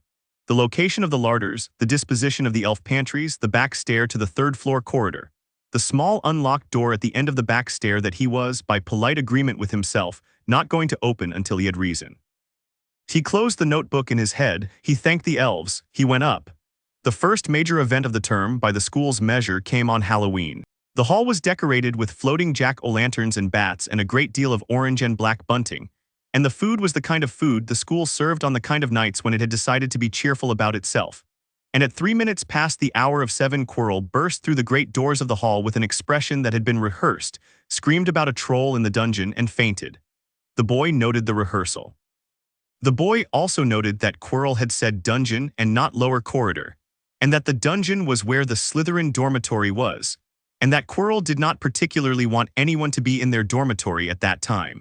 The prefects of the Slytherin house, accordingly, were given orders to take their first years not down to the dungeon, where the troll was reportedly waiting, but up to the empty Hufflepuff common room on the lower ground floor, which was the nearest secure space. The boy went up with the rest of the house. The boy did not stay up with the rest of the house. He counted the heads. He counted them once at the foot of the stairs. He counted them again at the top of the stairs. He counted them a third time at the door of the Hufflepuff common room. On the third count, he counted Granger absent. He counted Granger absent because Granger had not been at the feast. Granger had not been at the feast because Granger had been crying in the second-floor girls' lavatory since the end of Charms, because the colloquial Gryffindor red-haired boy had said something unkind about her in the corridor before lunch, and she had heard it and had not, in the way of an 11-year-old who had not yet learned to let unkind things slide past her, recovered from it by dinner time. The boy had spent enough of his first month in the company of Hermione Granger to know exactly where she would have gone. He counted the prefect's attention at the door of the Hufflepuff common room. He counted it again. He waited for the count to be turned to the inside of the room. He turned and went back down the corridor at the patient lope of a boy who had run more miles in stocking feet through Carpathian Forest than the prefects of the Slytherin house had run in any combined number of years. He came up to the second-floor lavatory at the same moment the troll did. The troll was a mountain troll. Mountain trolls were 12 feet tall and 4 feet wide at the shoulder, with arms as long as a grown man and skin the color of wet stone. A mountain troll could, with a fair swing of its club, take the second floor of a stone keep down by load-bearing wall. A mountain troll, the Coven mother had explained to him in the practice cellars over the previous summer, was not difficult to kill if one was prepared for it. The art of killing a troll was the art of getting in close enough to the leg to put a long blade through the femoral artery without first being squashed by the club. He drew the shamsher from the long sheath inside the right side of his school robe. He had been carrying the shamsher every day, every class, every meal since the first morning. He had drilled the draw in the bathroom mirror of the Slytherin first-year boys' lavatory at 5 in the morning every morning until the draw was as clean as the draw at home and faster than the draw at home and silent. The draw, in the corridor on the second floor on the night of Halloween, was clean and fast and silent. The troll did not at first notice him. The troll was inside the doorway of the lavatory, and the inside of the doorway of the lavatory had a girl in it, behind the second cubicle, who had stopped crying about something stupid and had started crying about something less stupid. The boy slipped under the troll's lifting club, came up inside the right leg, set the curve of the shamsher against the inside of the knee where the femoral ran shallow over the long thigh bone and drew the blade across the artery in one clean horizontal cut and stepped back out from under the club. The troll did not in the first second register the cut. The boy crossed the corridor, set his back against the opposite wall and waited. The troll registered the cut in the third second. The leg went in the fourth. The troll came down in the fifth, 12 feet of stone and dirty hide collapsing on its right knee and then on its right shoulder and then on the floor of the corridor, with the lavatory doorway crushed under its hip and the club skittering across the flagstones and the gout of black troll blood from the inside of the thigh covering 6 feet of wall. The boy stepped over the troll into the lavatory. Hermione was crouched behind the second cubicle with her hand over her mouth and her eyes the size of plates. She had stopped crying. She had not yet remembered how to begin again. She looked at him in the doorway in his school robe with the shamsher in his right hand and a thin spray of troll blood across the front of the robe and across the side of his face, and she said in a very small voice, "Oh." He raised the blade. He wiped it once very deliberately on the inside of his sleeve in the place the Italian had taught him. He sheathed it. "We had better," he said, "leave." "Yes," she said. He held out his hand. She took it. In the corridor, they did not, by mutual agreement, look at the troll. They went down the stairs.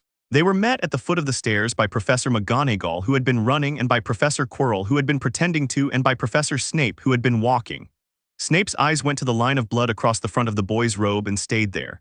Miss Granger was in the lavatory, the boy said in the small clear voice he had been taught to use in interviews.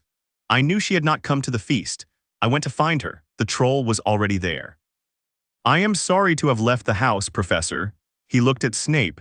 He looked at Snape with the level flat attention. Snape looked at him with the level flat attention. 5 points to Slytherin, Snape said after a long second, for not dying in a manner that would have inconvenienced the staff. 20 points to Gryffindor, Miss Granger, for not dying at all. Now go to your common room, Mr. Potter, a word in my office after the feast. Yes, Professor. He went after the feast to Snape's office in the dungeons. The office was small and lit by a single fire in a low grate, and the walls were lined with jars of things one did not, by polite custom, look at twice. Snape sat at the desk in the chair behind it. The boy sat in the chair in front of it. Snape did not for the first 2 minutes speak. The boy waited. What are you? Snape said at last. The boy did not by his face answer. I have known, Snape said, for 2 months that you are not what you are pretending to be. I have known since the troll that what you are is something other than wizard. I have known since the night you crossed the hall in front of me on the 1st of September that there is a thing in the marrow of you that does not belong to a child of 11. I am not asking you in your file, Potter. I am asking you in this room. What are you? The boy waited. You will answer, Snape said softly, because your headmaster is going to ask, and he is going to ask in a manner that will not be as kind as the way I am asking, and I would prefer to have my own measure of you before that conversation occurs. The boy considered. The boy considered for what felt like a long time. The boy considered the Coven Mother's standing instruction. The boy considered the smell of the man in the turban. The boy considered the small precise grade in red ink at the corner of his 4th potion's parchment. The boy considered the man in the chair behind the desk, and the careful flat attention with which the man had walked around him for 2 months. My mother, the boy said carefully, is the kind of person who, if I told you what she was, would consider it sufficient cause to come up out of Hungary on the morning train and require me to send you a letter of apology written from the bottom of a closed well.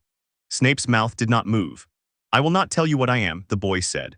I will tell you that I am not by intention the kind of student who will make the kind of trouble you and the staff have presumably been concerned that I would make. I will tell you that, if you require it, I will leave the school at the end of the year and not return. I will tell you that the man in the turban is not what he is presenting himself to be. I will tell you that I will deal with the man in the turban myself, and that when I have, I would consider it a courtesy if you did not pry further into the manner in which I have dealt with him. Snape was silent. There was in the office the kind of small silence that the room had been built to hold and that the man behind the desk had been built to use. He let it sit. He let it sit for 15, then 30, then 60 seconds. The boy let it sit with him. The fire in the grate moved once, and a small ash fell, and the small ash settled, and the silence went on. The man behind the desk was the first to break it by the smallest fraction, with a motion of his hand against the wood that suggested the conversation had not been concluded as much as it had been bracketed. You will deal with him, Snape said softly. Yes. And what precisely do you intend to deal with him with? The boy did not by his face answer. Snape's eyes flicked downward once to the boy's right side where the long sheath was hidden under the robe and back up. I see, Snape said. There was in the small dark office a small dark silence. You will not, Snape said, deal with him in the corridors. No, Professor, you will not deal with him in front of students. Oh, Professor, you will not, when you deal with him, leave a corpse on the school grounds that the headmaster will be required to explain to the ministry. No, Professor. Then we have, Snape said dryly, understood each other, Mr. Potter. The hour is late. You will go to your dormitory. I will not, in respect of certain conversations I have had this evening with persons who are not in this room, mention the contents of this conversation to your headmaster. Thank you, Professor. The boy rose. He turned to the door. He set his hand on the handle. Potter. The boy turned. Snape was looking at the fire. Your mother, Snape said quietly. What was her name? The boy looked at him. My mother, the boy said carefully, is alive. Snape was silent for a long moment. Yes, Snape said, of course, forgive me. Good night, Mr. Potter. Good night, Professor. He went out. In the long corridor outside the office, he stood for a long moment under the low torch in the bracket on the wall and considered, with the small flat attention of a young agent who had concluded a careful interview with a man who had not, by any small careful sign, indicated that the interview was over, what the small careful man behind the desk had been asking him in the last small careful sentence about his mother. He considered the careful long silence after the question. He considered the small careful way the careful long fire in the careful low grate had moved at the careful long second after the question. He considered the small careful sentence, also that the careful long man behind the desk had not in the small careful end of the interview asked him about, and the small careful sentence the careful long man had asked him about, and the small careful difference between the two. He filed the consideration in the small clean room inside himself. He closed the room. As he walked, he did not, in the corridor outside Snape's office, allow himself any expression at all until he was through the entrance to the Slytherin common room and up the stair to the first-year dormitory and behind the curtain of his own four-poster bed. And even then, what he allowed himself was very small and very brief and very private. The boy moved on Quirrell on the night of the 11th of June. He had been waiting for the right night since the 4th of November. The right night came, in the slow, careful way of a thing he had been arranging in the small, clean room in his head, on the evening of the third Quidditch final, when half the staff were on the pitch and the other half were in the staff room, and when the headmaster had been called away to London on what the prefects had been told was urgent ministry business, and when the man in the turban had, by careful prearrangement, been seen walking up the marble stair to the third-floor corridor at 5 minutes to 9 in the evening. The boy had not been at the Quidditch final. He had been in the dormitory in the cellar behind the false back of the wardrobe taking the coachman's out of the teak case. He had cleaned them the previous evening. He had loaded them in the morning. He had set them in their holsters under his school robe, one on each hip, where the long fall of the robe hid them. He had taken the shamsher down off the wall of the wardrobe and set it in the long sheath against his right thigh. He had taken Toth's old slim throwing knives out of their small leather pouch and slid them into the forearm sheath on his left wrist. He had taken the wand off the bedside table and put it in the inside breast pocket of the robe. He had gone out. He had taken the back stairs out of the dungeons that the Slytherin prefects pretended did not exist, and the back corridor of the second floor that the prefects of every house pretended did not exist, and the inner stair to the third-floor corridor that the school architects had by tradition forgotten about. He came up out of the inner stair at the door of the forbidden corridor. The door was open. He stepped through. The trap door at the back of the corridor was open. He went down. He came down on the soft moss of the devil's snare in the chamber at the bottom and burned the soft moss off himself with a small calm word he had drilled in the rose courtyard the previous summer, and the moss let him go. He crossed the chamber. He came to the keys. The keys did not interest him. He walked under them. He came to the chess. The chess did not interest him either. He walked through the chess. He came to the chamber of fire. In the chamber of fire was a long stone room with a black sheet of fire at the far end and a black sheet of fire at the near, and a man in a turban standing in front of a tall stone mirror in the center of the room, with his back to the boy, with his hands raised, with his mouth moving, with the turban beginning very slowly to come unwound. The boy stepped through the inner fire. The man in the turban did not, in the first second, hear him. The man in the turban heard him in the second second. The man in the turban turned. The turban came the rest of the way off in the turning. The face under the turban was Quirrell's, sallow and damp and stuttering and clean. The back of Quirrell's head was, by an ordinary measure, the back of Quirrell's head. The boy could see, however, in the slow way that the small, fine hairs at the nape were standing, and in the slow way that the muscles of the neck were shifting under the skin, what was about to happen. He did not let it happen. He drew the right-hand coachman from under the robe with the smooth, fast, unconsidered motion he had been drilling for 30 months. He brought the pistol up to the level of his shoulder. He sighted on the center of Quirrell's forehead at 20 feet. The chamber was already loaded. The hammer was already cocked. The trigger was at 3 pounds. He fired once. The round was a hollow point bored for silver nitrate. It took Quirrell in the center of the forehead an inch above the eyes. The silver nitrate did its work in the way silver nitrate did its work. The host of the parasite stiffened in the first half-second with the round still traveling through the back of the skull. In the second half-second, the parasite knew what had happened to its host. In the third, the parasite tried to leave. The parasite tried to leave through the back of the skull. It came out as a thin black shape with eyes, in the way the boy had been told a wraith left a dying host, and it began, in the first quarter of a second of being out, to turn toward him. He shot it. He shot it twice in the center of the long, thin body with the silver nitrate, and silver nitrate did not, by old wizarding doctrine, work on a wraith. The wraith twisted in the chamber air. The wraith screamed in a small, thin voice that did not move air. The wraith did not, however, in the long second the boy had complete its turn. It fled. It fled out through the high window of the chamber of fire in the way a wraith that had been hit twice with silver nitrate at point-blank range and was not in fact going to enjoy where the silver nitrate went was likely to flee. It fled up. It fled out. It was gone. The body of Quirrell remained on the flags. The boy crossed the chamber to the body. He set his fingers against the throat in the place the Italian had taught him to look first. There was no pulse. He had not expected one. He stood. He looked at the mirror. The mirror was a tall, thin sheet of silvered glass with a carved frame of black wood and an inscription across the top in Latin. He had been told in the Coven library about the mirror of Arist. He looked into it. He saw in it his Coven mother standing behind him with her hand on his shoulder. He looked away. He went back the way he had come. He came up out of the trapdoor in the third-floor corridor at 3 minutes past 10 in the evening, and the door at the end of the corridor was no longer empty, and the headmaster was standing in it. The headmaster in the doorway did not in the first instant speak. The headmaster looked at the boy, at the school robe, at the line of cordite smoke that still hung very faintly in the air around the right hip of the robe, at the small dark eyes of the boy who had come up out of the trapdoor with the careful flat attention of a young agent who had just successfully concluded an operation. The headmaster's blue eyes were unreadable. "Mr. Potter," the headmaster said. "Headmaster." "You will," the headmaster said quietly, "come with me to my office." In the office at the top of the spiral stair, the headmaster did not, in the first minute, ask the boy any question. He gave the boy a glass of water. He sat behind the great desk. He folded his long fingers on the wood. He looked at the boy in the chair in front of the desk for what felt like a long time. "I have been told," the headmaster said at last, "that you came to us from Hungary. I have been told a great many things about you, Mr. Potter, in the last 6 months by a great many people. I will tell you, by way of opening this conversation, that I do not believe most of those things. I will tell you that I have not, in 12 decades of being a teacher, met a child of 11 who took a tournament of trolls down to the femoral on the first attempt with what appeared to be a curved cavalry saber. I will tell you that I have not, this evening, gone down to the third-floor corridor as I had intended, because I was advised by a colleague that I was no longer required there. I will tell you that you have done me this evening a service.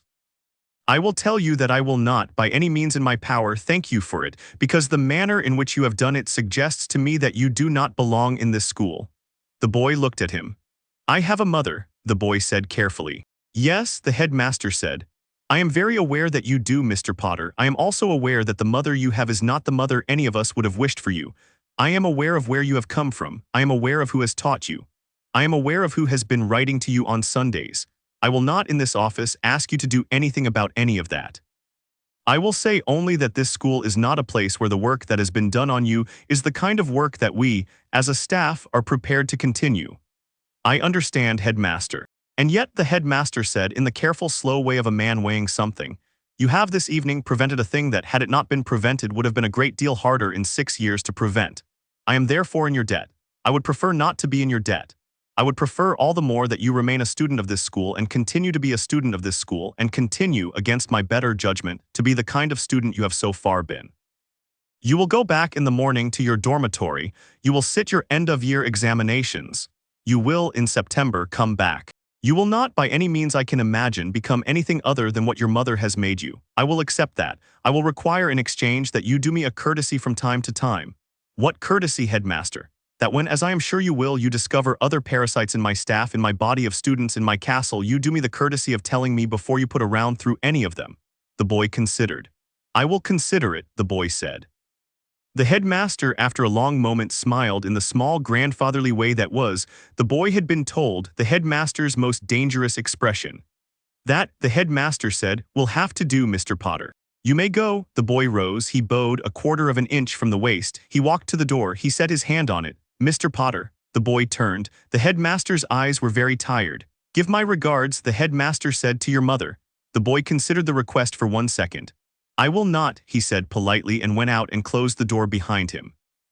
In Hungary that night in the high tower at Erdőrház, the Coven mother received an owl from her son at 3 in the morning by the local clock, and read the small precise sentence written on the small precise card it had been carrying. "He has been dealt with. Mother is well. Yours." She did not, for a long time after she had read it, move from the window. The notebook in the dormitory wardrobe behind the false brick gained 5 new entries that night. The entries were short. The entries were the kind of entries a young officer makes in the half-hour after the engagement, when the hands are still steady and the inner sense is still cool and the small, clean room is still open at the door for review. He wrote them. He closed the notebook. He set the small black book back in the niche behind the brick. He set the brick back. He went to bed. He slept.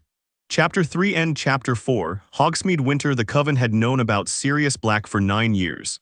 The Coven's intelligence file on the Wizarding War of 1981 was a thick ribbon-bound dossier kept in the lower vault at Erdőrház. In a glass case the librarian unlocked once a decade for the audit and never otherwise. The dossier had a tab on the spine in faded red ink that read Potter, James, and Lily Incident Godrics Hollow, and beneath it in a smaller hand, a second tab that read Secret Keeper Anomaly. The Coven mother had read the dossier 3 times in 9 years.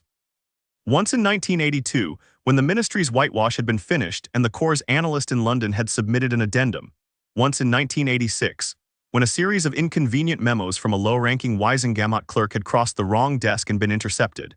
And once on the night of the 18th of August in the summer her son was 13, when an owl came up out of London with a copy of the Daily Prophet that mentioned in the third column of the second page the escape of a man called Black from Azkaban. She had read the dossier on the 18th, set it on her writing table, set her hand on the page, and remained where she was for the better part of an hour. She had written in the morning 2 letters. The first letter was to her son, who was at that hour packing the leather trunk in his tower room for the September train. The letter said, "The man Black who has escaped is innocent of the crime for which he was held. The man who committed the crime is at large in your school. The man at large in your school is in the form of a rat. The rat answers to the name Peter Pettigrew. Do not move on the rat until I have come to Hogsmeade. Do not in particular allow the man Black to be put back into the place from which he has come out and which the wizarding world calls Azkaban before the rat has been recovered. We will recover it." The second letter was to the man Black, whose private address she had had since 1986. The letter said, "Selene of the Death Dealers, do not come up the Carpathian Road, do not come north of the Tagus. I will find you in October. Do not, in the interval, kill yourself." She had not, when she wrote the second letter, expected the man Black to be in any state to read it. She had been wrong by a thin margin. The owl had come back with a single line written on the reverse of the original letter, in the kind of hand the gentlemen of Black's house had used in the 18th century when they had decided to be polite. It said, "Madam, I will wait." SB. She filed the reply with the dossier. She closed the vault. She did not, in the weeks that followed, mention either letter to anyone. Her son, on the train north on the 1st of September, read his letter twice in the privacy of the compartment he was sharing with Hermione, and then burned it in the small candle Hermione carried for reading after dark, and then watched the ash settle through the open window into the wake of the train. He sat back in his seat. He set his hand on his thigh. He breathed out once slowly with the small flat steadiness he had been taught to use when the work began. The work that year was the work he had been trained for. The defense professor for the year was a thin, tired-looking man in patched robes who introduced himself as Remus Lupin, and who taught his first lesson on a Tuesday afternoon in the corridor outside the staff room, because the classroom had not yet been cleared of a previous occupant's collection of leaking glass jars. The lesson was on Grindylows. The lesson was clear, well-paced, lit by long autumn light coming in through the high windows, and conducted by a man who, for the first 3 minutes of it, did not register on the boy's senses as anything but a tired professor. In the 4th minute, the man came close enough for the boy to smell him. The boy did not, in the 4th minute, give the man any sign of the small, bright recognition that was happening behind his face. He gave the man, instead, a small, flat nod. He took down the notes. He raised his hand once to ask a competent question about the Grindylows' grip strength relative to its mass, and the man, by his answer, demonstrated that he understood his subject. The boy walked, after the lesson, 3 paces behind Hermione down the long corridor, and used the 3 paces to make a small, precise summary in the room inside himself. The man Lupin had been turned. The man Lupin had been turned, by the smell of it, on the full moon, the way the old turnings had been done, and the smell of his blood under the smell of his clothes was the smell the small chamber under the kennel had reeked of. In the night his coven mother had come down out of the rain and into the kennel for him. The man Lupin smelled like the men she had killed.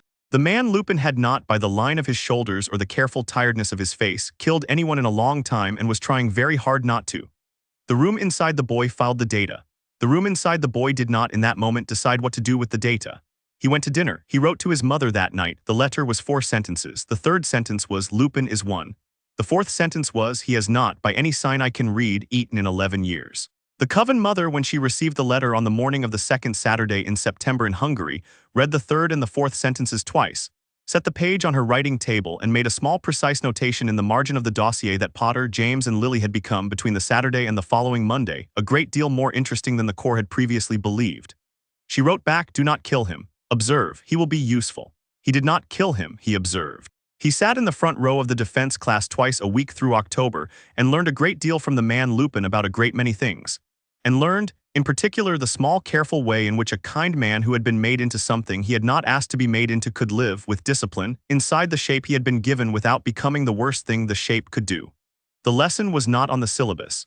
He took it anyway. The lesson on the Patronus was given to him alone, in the empty defense classroom, on the evening of the 3rd Thursday in November, at the request of the headmaster, who had decided that the year's circumstances warranted a small private course of instruction for the boy whose name the Dementors at the gates had appeared to know. The man Lupin had been told by the headmaster only that the course of instruction was to be given. The man Lupin had not been told by the headmaster the rest. The boy stood in the empty classroom on a long evening of gray light, and the rain on the windows, and watched the man Lupin set the small chest of the boggart on the desk, and watched the man Lupin walk him through the theory, and listened, and did not at any point in the lesson allow his right hand to move toward the long inside seam of his robe, where the small handle of the shamsher sat in its sheath against his thigh. "The patroness," the man Lupin said in the soft, careful voice that was the man Lupin's lecturing voice, "is the projection of a memory of happiness so concentrated and so specific that it constitutes, at the moment of casting, a small visible defense against the kinds of creature that would by their nature draw such a memory out of you. The defense is in the shape of an animal. The animal is the shape of the caster's interior life distilled. The animal is, in a sense, the caster's familiar." "Yes," the boy said politely. "Have you," the man Lupin asked, "considered what your memory might be?" The boy considered. "Yes," he said. "Will you," the man Lupin said carefully, "share it with me, in order that I may help you to hold it at the correct intensity?" The boy looked at him. He could not, the boy knew, share with the man Lupin the memory of the night in the candlelit chapel at Erdurkaz. With his coven mother's arm in his small mouth and her hair down around his face, and the Italian standing in the doorway with the metronome rod across his arm, and her voice saying yes, the small one word, in the cold chapel where she had become his mother. He could not share that memory with the man Lupin because the man Lupin would, by his training and by the careful tiredness of his face, recognize it. He gave the man Lupin a different one. "There is a forest above my mother's house," the boy said. "There is a path that goes up through the pines to a clearing. There is a fox at the deer trail. The fox does not know I am there." The man Lupin did not, by his face, react. "Hold that," the man Lupin said. The boy held it. He raised the holly wand. He set the small precise word in the front of his mouth. He spoke the small precise word. The wand lit. The light came out of the end of the wand in a long thin shape that climbed the air to the high ceiling and resolved itself, in the second before it dissolved, into the shape of a large lean white hound with a long muzzle and a hunter's wide chest, which the man Lupin in his patched robes by the window did not entirely have the calm to look at. "Oh," the man Lupin said softly. The hound dissolved. The wand went dark. The boy lowered it. The man Lupin was very still. "That," the man Lupin said after a long moment, "is an unusual form, Mr. Potter. Wolfhounds have a particular history. I would not, in your shoes, mention the shape of it to a great many people. I would not, in particular, mention the shape of it to your headmaster."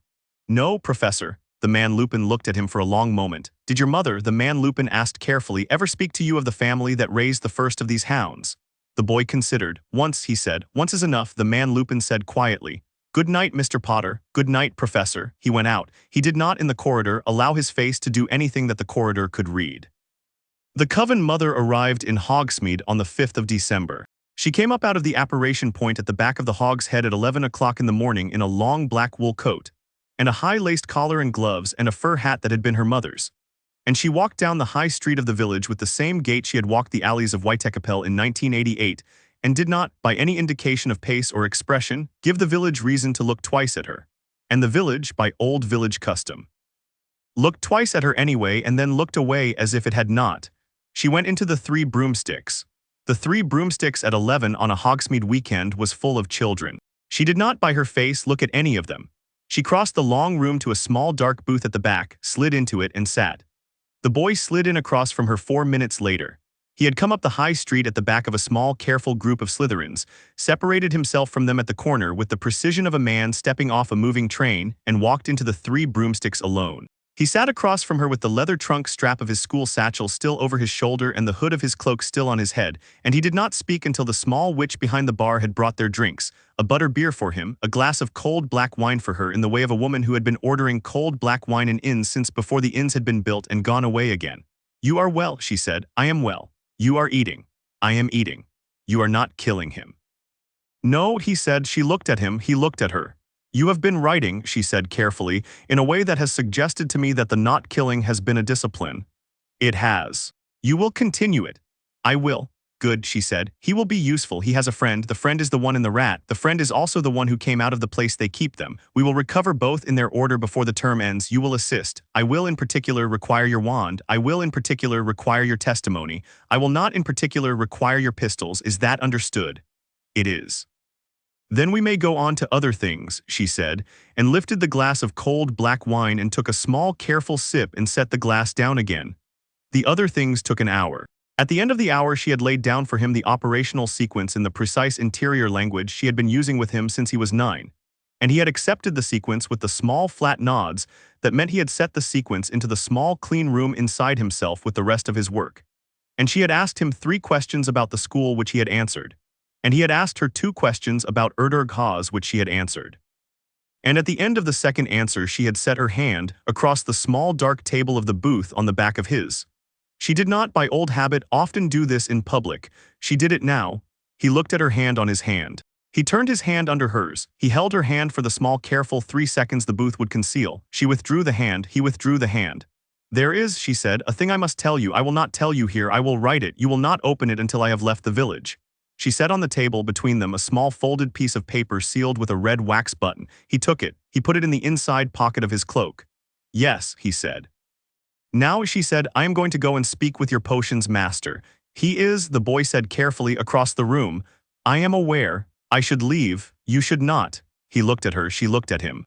"You will sit in the booth," she said, "and you will drink your butterbeer and you will read the small book in your bag and you will not turn your head. I will go to him. I will speak to him for 2 minutes. I will return. He will return to his table. He will not, by any sign you can read, indicate to you what we have said. You will accept this." "Yes." She rose. She crossed the room. The man at the corner table in the robes the color of an old well had been watching her since she had come in. He had not yet, by any sign in the room, indicated that he was watching. He set his cup down on the wood as she stopped at the corner of his table. He looked up. "Madam," Snape said. "Severus," she said quietly, "you will permit me to sit." She sat. She sat across from him in the small dark booth at the back of the 3 broomsticks for 120 seconds by the boy's careful interior count. And at the end of the 120 seconds she rose. And Snape rose. And Snape, after the smallest fraction of a second, inclined his head a quarter of an inch in a gesture the boy in the booth at the back had only ever seen Snape give to 2 persons in the world. And the Coven mother inclined her head a quarter of an inch back. And she walked away from the table without looking at the boy in the back booth, and out into the high street and was gone. Snape sat down again. Snape did not for the rest of the hour look toward the back booth. The boy finished his butterbeer. He went outside. He read the small folded letter at the bottom of the long sloping path that came down out of Hogsmeade toward the school gate behind the windbreak of a stand of pines that the prefects had told him no one ever bothered to walk behind. He read it twice. He folded it back along its creases. He set his hand against the bark of the nearest pine. He held the hand there for a long time, with the cold air coming in off the lake at the bottom of the slope and the small dry sound of the pines moving above him in the wind. And at the end of the long time he set the letter back in the inside pocket of his cloak. And he walked down the path to the gate. And he went up the long drive to the castle and into the entrance hall and to the Slytherin common room and to his dormitory and to his bed. He did not that night write to her. He wrote instead to the Man and the Rat. The Man and the Rat was the rat that had been living in the upper dormitory of the Gryffindor Tower since the end of the boy's first year at the side of the colloquial Gryffindor red-haired boy who had grown out of his suspicion of Slytherin in the second year and become, against everybody's general expectation, the second of the boy's 3 Gryffindor friends. The rat was an old rat. The rat was a missing toe on its right forepaw. The rat had, when the boy had at last looked at it carefully in the spring of his second year, eyes that did not move quite the way a rat's eyes were supposed to. The boy had filed all of this away in the room inside himself 2 years before. The room inside himself, on the evening of the 5th of December in his 3rd year, retrieved the file. There was, in the planning of the recovery of the small gray rat, a great deal of small careful work that did not, by its nature, appear in the operational sequence the Coven mother had laid out in the back booth of the 3 broomsticks. The small careful work was in the manner of all small careful work, the kind that the room inside himself did at 4 in the morning, with the lamp turned low, with the long careful entries in the small black notebook in his lap, with the bricks of the dormitory wall sitting silent at his back. He counted in the second week of the spring term the small careful patterns of the small gray rat's movements. He counted the rat's meals, taken at the colloquial Gryffindor red-haired boy's plate at breakfast and at lunch and at dinner, and the rat's preferred sleeping place, which was a small pocket of the colloquial Gryffindor red-haired boy's robes during lessons and a small wooden box on the dormitory windowsill during the night. He counted the rat's outings, which were, by the small careful count of 3 weeks, 4. A small careful outing on the night of the 2nd Sunday in February. A small careful outing on the night of the 2nd Wednesday in February. A small careful outing on the night of the 3rd Thursday in February. and a small careful outing on the night of the last Saturday in February that did not. By the careful watching the boy did from a small careful position in the upper corridor of the Gryffindor Tower with the small careful lookout the small careful kitchen elves had given him a charm to assist with. Return for 140 minutes. He noted the 140 minutes. He noted the small careful position the rat had returned to. He noted the small careful smell on the rat in the moment of return, which was the smell of the storm sewers under the East End of London on a wet night in 1988. The man Lupin had been watching too. The man Lupin had been, by the small careful watching the boy did of the man Lupin's own movements, watching the rat for 5 years. The man Lupin had been watching the rat without acting on the rat for 5 years because the man Lupin, by the small careful knowledge the man Lupin had been keeping in his own small clean room, had decided that he had no standing to act on the rat without a confession, and that a confession could not, by the laws of the wizarding world, be taken from a rat. The man Lupin had been waiting, by the small careful evidence of his patience, for an event he had not, before the night of the 5th of December in the Three Broomsticks, had any reason to believe was coming. The event was the woman in the long black wool coat and the high-laced collar at the back booth at the Three Broomsticks. The event was the small magical English boy across from her with the careful flat attention. The event was the small careful sentence the man Lupin had heard the small magical English boy ask the small bushy-haired girl in the corridor outside the defense classroom on the 11th of January, which had been, "Have you by any chance ever wondered why your friend's rat has been alive for 10 years? The man Lupin, by the small careful inner sense, had had his answer in that one sentence. The man Lupin had begun in the second week of the spring term the small careful work of his own preparation, which had been to write a letter to a man whose private address he had not had, but whose private address had, in the second week of the spring term, arrived in his pigeonhole in an unsigned hand from a small careful woman who had visited the village in the previous December. He had written the letter. He had set the small precise sentence at the head of the letter that was, in the small careful operational language of his school days with his 3 best friends, the small careful private signal he and the man Sirius Black had been using since 1976 to indicate to each other that the older of the two had something to say that the younger would benefit from hearing. The man Sirius Black, on the receipt of the letter, had come up to the small careful low stone wall at the back of the Shrieking Shack on the night of the last Saturday in February, in the long dark form of a dog, and had gone into the shack, and had not, by any sign, given the village reason to look twice at him. The boy had been watching the village. The Coven mother had been watching the boy watching the village. The plan came together in the second week of the spring term. The execution came together in the third. On a Saturday evening at the end of February, in the long tunnel beneath the Whomping Willow, the boy and his Coven mother and 3 of her dealers came up out of the gravel at the trapdoor end of the tunnel, with their pistols drawn and their cloaks down their backs and their boots on the old packed earth, and found, in the upper room of the Shrieking Shack, the man Sirius Black on his knees at one end of the room with his wand drawn, and the man Lupin standing at the other end of the room with his wand drawn, and a small gray rat on the floor between them, with the rat's right forepaw missing a toe. The Coven mother fired 1 round into the floorboards 3 inches in front of the rat. The rat, after a moment of paralysis, became a small, thin, balding man on the floorboards 3 inches behind the splinter the round had left in the wood.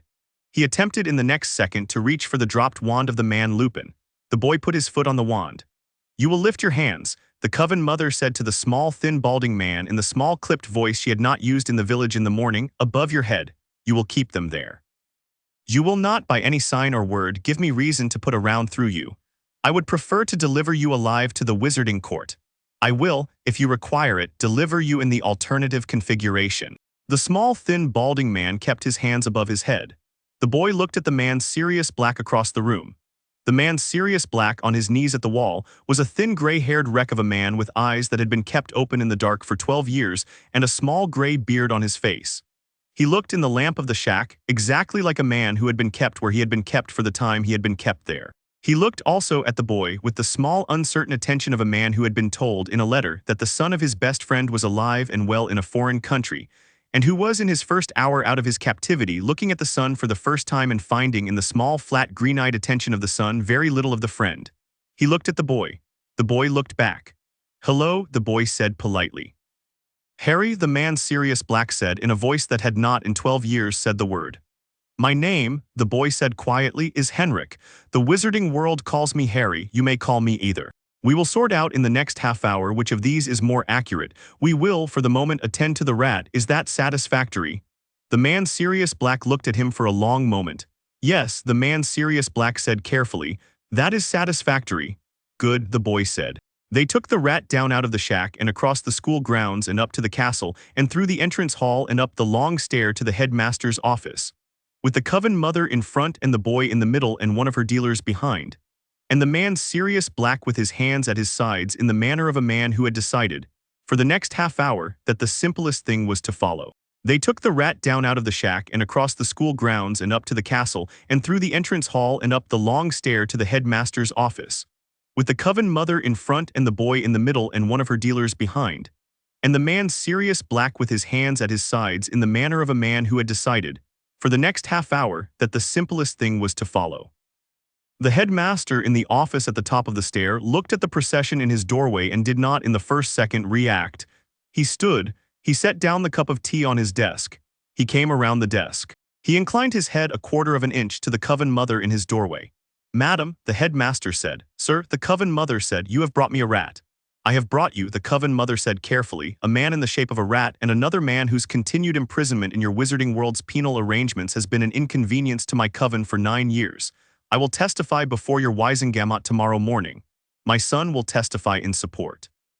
The man Lupin will testify in support. The man Black will testify on his own behalf. I will require in exchange that the man Black be cleared and that the rat be put into the custody of a person of my choice for the duration of the investigation. The headmaster looked at her for a long moment. He looked also at the boy. He smiled in the small grandfatherly way that was the headmaster's most dangerous expression. Madam, the headmaster said, this will be a great deal of paperwork. It will, the Coven mother said. I will require, the headmaster said carefully, your assistance in drafting it. You will have it. The Wisengamot, on the 17th of March in a small grey courtroom at the back of the ministry, accepted the testimony of one Selene of the death dealers, sworn as a foreign expert witness, and the testimony of her son Harry James Potter, sworn as a primary witness, and the testimony of one Remus Lupin, sworn as a corroborating witness, and the confession of one Peter Pettigrew, given under the application of a small precise truth potion brewed by one Severus Snape, and administered by the Coven mother in the manner of a woman who had given truth potions to a great many people in a great many small grey rooms over a long career. And the Wisengamot, in a short statement read by a small grey official at the front of the courtroom, declared the conviction of one Sirius Orion Black to have been an error of the court, and the man Black to be at liberty effective immediately. Sirius Black sat in the back of the small grey courtroom with his hands on his knees and did not by any sign or word react to the verdict. The boy beside him did not react either. The Coven mother at the front of the courtroom gathered her papers and crossed the room and stopped at the back bench and inclined her head a quarter of an inch to the man Black and a quarter of an inch to her son, and said, in a small clear voice none of them had heard her use in public before, we will go now. I have a train, the boy said. Holmes, already. Yes, he looked at her. He had read the letter she had given him in the 3 broomsticks on the evening of the 5th of December in the windbreak of the pines above the lake twice, and he had not since then said the word that was in it. He did not say it now. Victor, he said carefully. Yes, how long? A month, perhaps 2. I will write you. You will not be there alone. Number the Italian will not let me. Send for me at need. I will. She set her hand in the back of the small grey courtroom on the back of his hand. He turned his hand under hers and held it for the small, careful 3 seconds that the courtroom would conceal. She withdrew the hand. He withdrew the hand. She walked out of the courtroom, down the long ministry corridor, out into the grey London afternoon and was gone. He went back that night to Hogwarts. He sat through the rest of the spring term. He passed his examinations. He passed them well. He passed them in his potions class with the highest grade Professor Snape had set on a third-year examination in 15 years of teaching, which Snape entered in the small red corner of the parchment without comment, and which the boy received without comment. He went home on the 1st of July by train and aircraft and motorcar to the castle on the mountain, where the Coven mother was waiting at the great doors with her arms crossed and a stillness on her face the boy had not seen on it before, and where in the long gallery off the eastern wing, in a chair the cabinet makers had built him in 1492, an old king who had ruled the court since 1428 was beginning very slowly to die. Chapter 4 and Chapter 5, The Awakening. The old king was sitting in the long gallery off the eastern wing in a chair that had been built for him on the long Florentine winter of 1492, and the chair was, by the look of him in it, the only thing in the room he had not yet finished outliving. The boy walked the length of the gallery at the same slow, careful pace at which he had walked the East End sewers 6 years before. The Coven mother walked beside him. Neither of them spoke. At the end of the gallery, the small enamel lamp on the table at the king's elbow burned at the low setting the king now required, and the king in the chair looked at the boy in the long lamplight with the pale eyes that had once decided which of two armies would march in the morning and which had in the last 6 weeks begun to lose their interest in the question. "Henrik," the king said, "Sire, you have grown. A little, sire. You have shot a man between the eyes in a wizarding school." "Yes, sire." "You have testified in a wizarding court." "Yes, sire." "You have come home in the end when I asked." "Yes, sire." The king looked at him. The king was not, by the standards of the king's long career, what the king had been. The king's hands lay along the arms of the chair without grip. The king's face in the low lamp had the look of a face that had been made of marble and had been left out in a long rain. The king's pale eyes were, by the slow, careful inspection the boy made of them in the lamp, the eyes of a man whose attention had in the past month begun to wander to other rooms. The king looked at him for a long time. "You will go," the king said at last, "tomorrow night into the high forest above the western ridge. You will go alone, you will be met. You will not, by any reflex of your training, fire on the man who meets you. You will hear what he has to say, you will come back, you will then come here to this chair in this gallery and you will sit and you will tell me in your own voice what you have heard." The boy looked at him. "Yes, sire." "Good." The king looked at the small enamel lamp at his elbow. "I am tired now, go." The boy bowed at the waist a quarter of an inch. He withdrew. In the corridor outside the gallery, the Coven mother stopped him with her hand on his arm. "He is sending you," she said quietly, "to Lucian." "Lucian," the boy said. "Lucian is alive." The boy did not, by his face, react. He had read a great many files in the lower vault at Erdurghaz in the years between the kennel and the Wizarding Express. And he had read with particular care the file marked Lucian Revolt 1402 deceased, and he had read with the same particular care the appendices that had been added to the file by the late Coven mothers of 3 centuries. And he had concluded, by the addition of the third appendix in 1769, that the file's central premise was likely incorrect. He had not until that evening raised the point with anyone. He raised it now. "You knew," he said. "I suspected. For how long?" 9 years. He sent me a small white feather of an owl in 1985 in the post with no return address. He had not known me, I had not known him, we have not spoken since. "And the king?" "The king has known," she said carefully, "since 1402. He looked at her. He did not, by his face, do anything with what she had told him. He did, in the small clean room inside himself, place the new datum in the file the room had been keeping. And the room rearranged the file around the datum. And the file, by the end of the rearranging, was a great deal more coherent than it had been a minute earlier. He kissed his Coven mother on the cheek. In the small, careful way he kissed her on the cheek twice a year, and went up the long stair to his own room and slept for 6 hours and rose at the hour before dawn. He went up into the high forest alone the next night. He went up the long deer trail behind the western ridge with the holly wand in the inside pocket of his coat, and the shamshear in the long sheath at his thigh, and the coachman's in the oxblood holsters on his hips, and the 2 slim throwing knives in the forearm sheath under his sleeve. And he wore boots and a dark wool coat, and a knit cap his Coven mother had bought him in London the previous winter. And he carried himself with the quiet weight of a young man who had been told he was to meet a person whose entry in his Coven's files had ended with the word deceased in 1402, and who was, by all the evidence, not. The forest in late summer at the elevation of the western ridge was a thing of dry brown grass and the smell of wild thyme and the cold breath of the limestone over the dry ground. And the pines closed back together behind him as he came up the trail, in the way they had closed behind a black motorcar long ago. The man Lucian was sitting on a flat stone in a clearing at the top of the deer trail, in a dark wool coat of the same cut as the boy's, with his hands open on his knees and the moon coming up behind him. The boy stopped at the edge of the clearing. "Henrik," the man Lucian said, "Sir, will you come in?" "I will." He walked across the clearing. He stopped 6 feet from the flat stone. He did not in the walking or in the stopping set either hand near a weapon. The man Lucian looked at him. The man Lucian was a tall, lean man of indeterminate age with long, dark hair and a small, dark beard along the line of his jaw and the kind of pale, gray-eyed face that had once been on a great many recruiting posters in Constantinople in 1394. He was wearing, under the coat, a plain, dark linen shirt with the laces open at the throat, and at the throat there was the small, old, curved white scar of a bite. He was unarmed by the long line of his coat except for a small bone-handled knife at his right hip which the boy did not, by old courtesy, look at twice. "Sit," the man Lucian said. The boy sat on the grass across from the stone.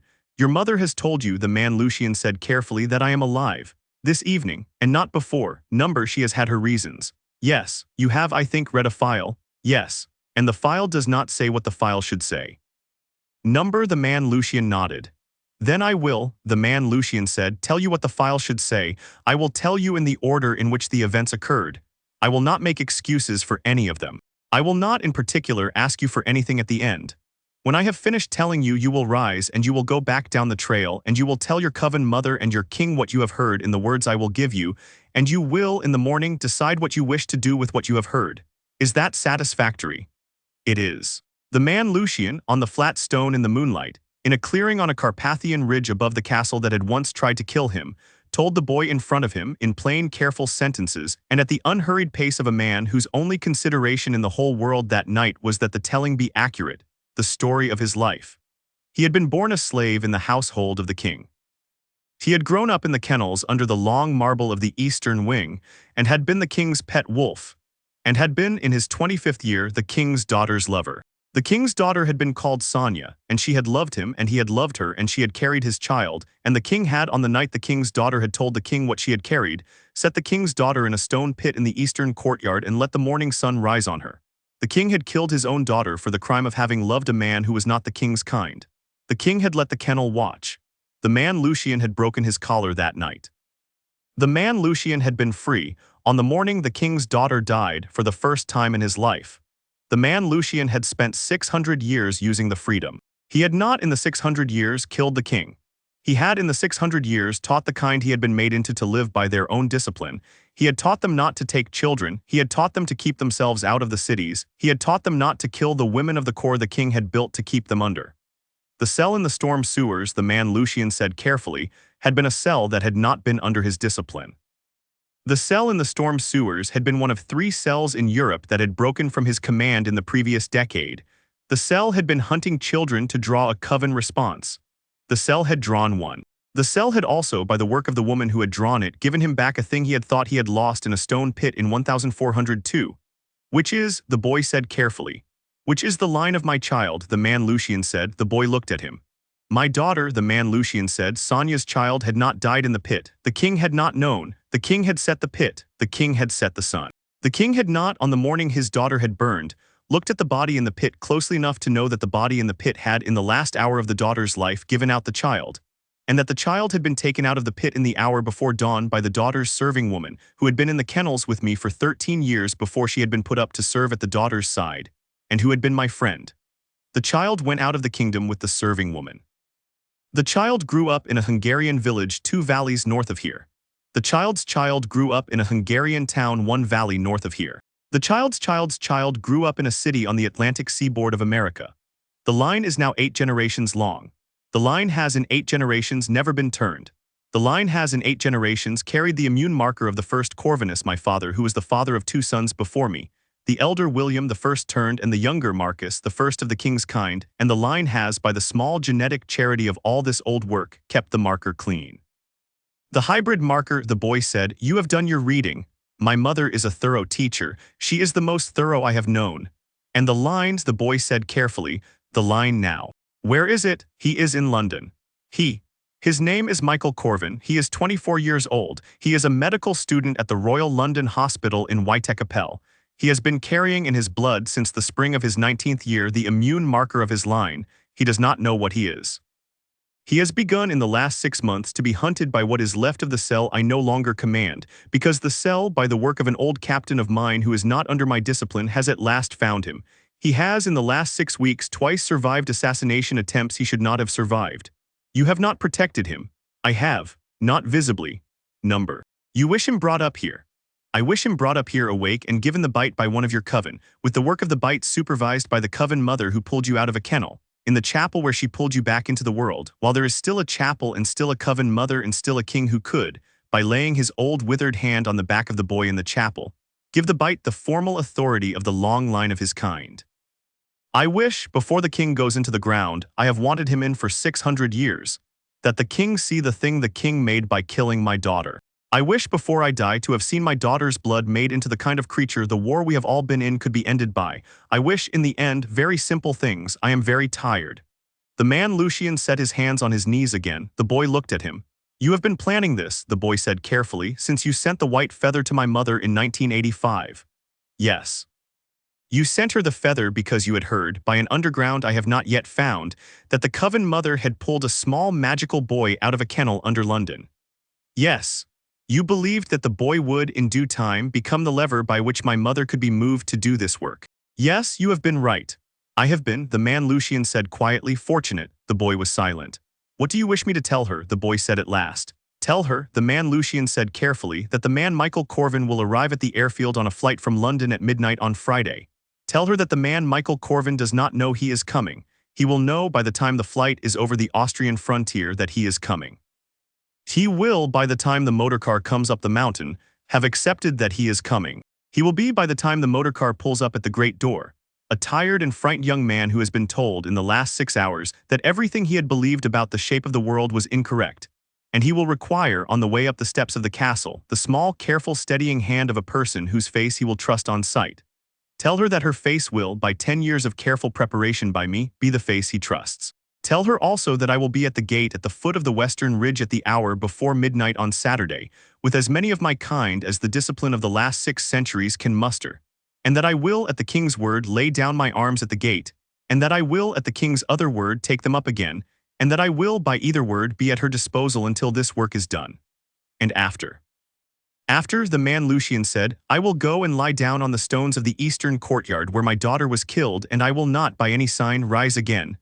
The boy looked at him. The man Lucian looked back. I will tell her, the boy said. Thank you. The boy rose. He stood in the moonlight for one breath. He turned to go. Henrik, the man Lucian said. The boy turned. The wolfhound, the man Lucian said carefully, is a fine animal. The boy did not, by his face, react. He inclined his head a quarter of an inch. He went down the trail. He told her. He told her in the small, clean, clipped sentences the trail had given him, and she heard him out, and she did not, in the hour of the telling or in the hour after, speak. She rose at the end of the second hour. She went out of the gallery off the eastern wing where she had sat with him through the telling. She did not, for the rest of the night, return.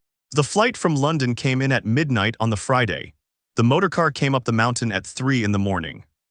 The young man who stepped out of the rear door of the motorcar at the great steps of Erdős was an American of about 24, in a brown leather jacket too thin for the elevation, with a tired, pale face and the small, dark eyes of a man who had been awake since the previous morning by his own clock and now by 2 more, and his name was Michael Corvin, and he had not in the previous 24 hours been told anything that he could have wanted to hear. The Coven mother went down the steps to meet him. She held out her gloved hand. He took it. The taking of the hand was, in the small chamber inside her chest where she kept such things, the same gesture and shape as the taking of a small boy's hand under a brick column at King's Cross in 1991, and she did not, by her face, give the young American any sign of the recognition. Welcome, she said. Thank you, he said quietly. I don't know what to do. That, she said, will be why I am here. You will come inside. You will not in the next 4 hours do anything but listen. Is that satisfactory? Yes. She led him up the steps and into the entrance hall, and the boy who had been Henrik and was now also Harry came forward from the foot of the long stair and inclined his head a quarter of an inch to the young man in the leather jacket. And the young man, after a long second, inclined his head back, and the small, careful introductions were done with that, and Michael Corvin went up the long stair between the two of them. The hybrid awakening in the inner chapel of Erdős on the Saturday night was a thing the Corps had not done in 3 centuries, and a thing the Coven mothers had not done since the chapel had been built, and a thing the king, in the gallery off the eastern wing, had at first refused to permit. The Coven mother had gone to him on the evening of the Friday and had stood in front of his chair and had told him, in the small, clipped, clear sentences she had used in the bottom of his council chamber on the night she had pulled the small magical boy out of the kennel, what she intended. The king had listened. The king had, at the end, asked one question. Lucian wishes this, the king had said. He does. You know what Lucian did. I know what was done to him. You will, the king said, do this thing for him. I will do this thing, the Coven mother had said carefully, for my son. He is a child of 2 worlds. He has lived since I pulled him out of the cage in the space between yours and theirs. He requires, by the shape of the work that is now coming for him, that the 2 worlds be made into a single tool. The hybrid will be that tool. The hybrid will be the proof that the old division between your kind and theirs is a thing the war has, in the end, no further use for. The hybrid will, by his existence in the chapel on Saturday night, give my son the right to walk into the dark places of both worlds with the authority of neither and the discipline of both. I wish this, sire, because I wish my son to be useful. The king had been silent for a long time. Selene, the king had said at last in the voice he had not used to her in 50 years, Sire, you will do as you have said. You will not in my hearing speak the man Lucian's name again until the work is done. You will on the Sunday morning bring him to my chair. We will on the Sunday morning settle what remains. Is that satisfactory? It is. She had withdrawn. The hybrid awakening in the chapel on the Saturday night was performed by her own hand, with the king's withered hand on the back of the young American's neck and her own hand under his small chin. In the careful echo of the bite she had received from her own maker in 1402 and the bite she had given her son in 1988. Except that the bite, this time, was given with the cold knowledge that the marker in the young American's blood would, in the hour after, do the work the marker had been kept clean for 8 generations to do. The bite was very small. The bite was very precise. The young American did not cry out. The marker did its work in the 2nd hour. The fever rose in the 3rd. The hybrid form came up out of him in the 4th, in the slow, steady way the Coven Mother had been told a hybrid form was supposed to come up, not the rough breaking of bones the Lycans took, not the slow, cold settling the core took, but the careful synthesis of the two, the body remembering what it had been and being told by the marker what it was now. The young American held her hand through the 3rd hour and the 4th. He spoke twice. He asked in the 3rd hour what she had been called as a girl. She told him. He asked in the 4th whether he would be permitted to keep his face. She told him he would, in his daylight form, keep the face he had been born with, and in the other form she could not promise. He accepted this. The boy in the chapel stood at the door with his hand on the long sheath at his thigh and did not, by his face, react to any of it. The first hybrid in the history of the Long War came out of the chapel at the hour before dawn on the Sunday morning, in his daylight form, in a long borrowed wool coat. With the small dark eyes the boy had seen in him at the great steps the previous night, and the small, careful, steadying grip the Coven Mother had given him on the back of his hand. The corridor outside the chapel held by then the long, sleek lines of 7 of her dealers, standing along the wall in their black leather with their cloaks drawn and their pistols at their hips and their faces. In the candlelight, the careful, patient faces of a corps that had been told by its mother that the work in the chapel had been done in good order and that the corps was now to attend in the gallery off the eastern wing on the king. They walked the long corridor. They came to the gallery. The king, in the chair in the gallery, did not in the first moment look at the young American beside the Coven Mother. The king looked at his death dealer. The king looked in the long pale eyes at the woman who had carried his banner since 1402, and who had brought up a small magical English boy in the marble halls of his castle since 1988, and who now stood in the doorway of his gallery with the 3rd thing the corps had ever made beside her. And the king's pale eyes were, for the first time in many years, the eyes of a man who was looking at a thing he had not expected to live long enough to see. The king set his hand with great difficulty on the arm of the chair. Selene, the king said, Sire, you have done what you intended. I have. You have made, the king said carefully, a thing that has not before been in the world. I have. It is in the world now. It is, sire. The king looked at the young American. Step forward, the king said. Michael Corvin stepped forward. He did not at the chair kneel. The Coven Mother had told him in the hour before not to kneel. The Coven Mother had told him to bow at the waist a quarter of an inch and rise. He did this. The king regarded him for a long moment. You, the king said, are my great-great-great-great-great-great-granddaughter's son. The young American in the borrowed coat looked at the king for a long second. Yes, sir, the young American said quietly. The king closed his eyes. The king's hand fell very slowly from the arm of the chair. The Coven Mother set her own hand on the boy's shoulder. The king was silent for what felt like a long time. It is done, the king said at last with his eyes closed. It is done. The corps will accept the hybrid. The corps will accept the small magical boy as the corps' youngest commander. The corps will not, in my hearing or out of it, undertake further hostilities against the kind of the man Lucian, who is, by my old order and by my older debt, owed a passage out of the war into a quiet bed in the eastern courtyard. The man Lucian will in the morning be received at the great door of this castle by the small magical boy who has been my last guest and who will in the morning be my last commander. He opened his eyes. The pale eyes went for one long moment to the boy in the doorway. Henrik, the king said, Sire, you will before sundown tomorrow kill me. The boy looked at him. The Coven Mother's hand tightened on the boy's shoulder. Sire, the boy said. I have been, the king said softly, the king of this coven since 1428. I have outlived all the work of my body. I have outlived all the friends I had earned. I have outlived the woman I loved. I have in the last 600 years made the great mistake of my life one morning in an eastern courtyard, and I have spent the 600 years refusing to look at the mistake, because to have looked would have been to have unmade myself. I have this morning looked. I have this evening unmade. I have nothing further to do in this gallery or in this castle or in this body. I will, at sundown tomorrow, lie down on the chair I built in 1492 in this same gallery. And I will not, by my own will, take the air after that. You will, at sundown tomorrow, walk to the chair with the sword that hangs above the lintel of the inner chapel, which was given to me by my daughter in 1401, and which I have not allowed any hand but my own to touch since 1402. And you will, on my count of 3, set the sword to my throat. And you will, by my own count and my own permission, take my head, and the core will on the count. Accept the line of succession that this small dark room has agreed on in the last quarter of an hour. The boy looked at the king. The boy did not, by his face, react to any of it. As the sire wishes, the boy said. It is the sire's last wish, the king said. Then I will perform it, the boy said. The king closed his eyes again. The Coven Mother's hand on the boy's shoulder did not move. In the gallery on the evening of the Sunday, at the hour the western light came through the long windows at the angle the king had loved, the boy walked to the chair in which the king was lying with the sword that had hung above the lintel of the inner chapel for 590 years. And the king opened the pale eyes, and the king counted in a small clear voice. And on the count of 3, the boy set the cold silver of the edge to the king's throat. And the long line of the core that began in 1410 ended, very precisely, in the gallery off the eastern wing of Erdurghaz at sunset on a Sunday in the summer of the boy's 14th year. The Coven Mother in the doorway of the gallery did not by any sign react. She came across the gallery. She set her hand on the back of the boy's neck. She turned him toward her and she set her forehead for the small careful 3 seconds the gallery would conceal against his. You have done it, she said. Yes, he said. You will not by my hand or by any other be asked to do it again. Number good. She withdrew the hand. He withdrew.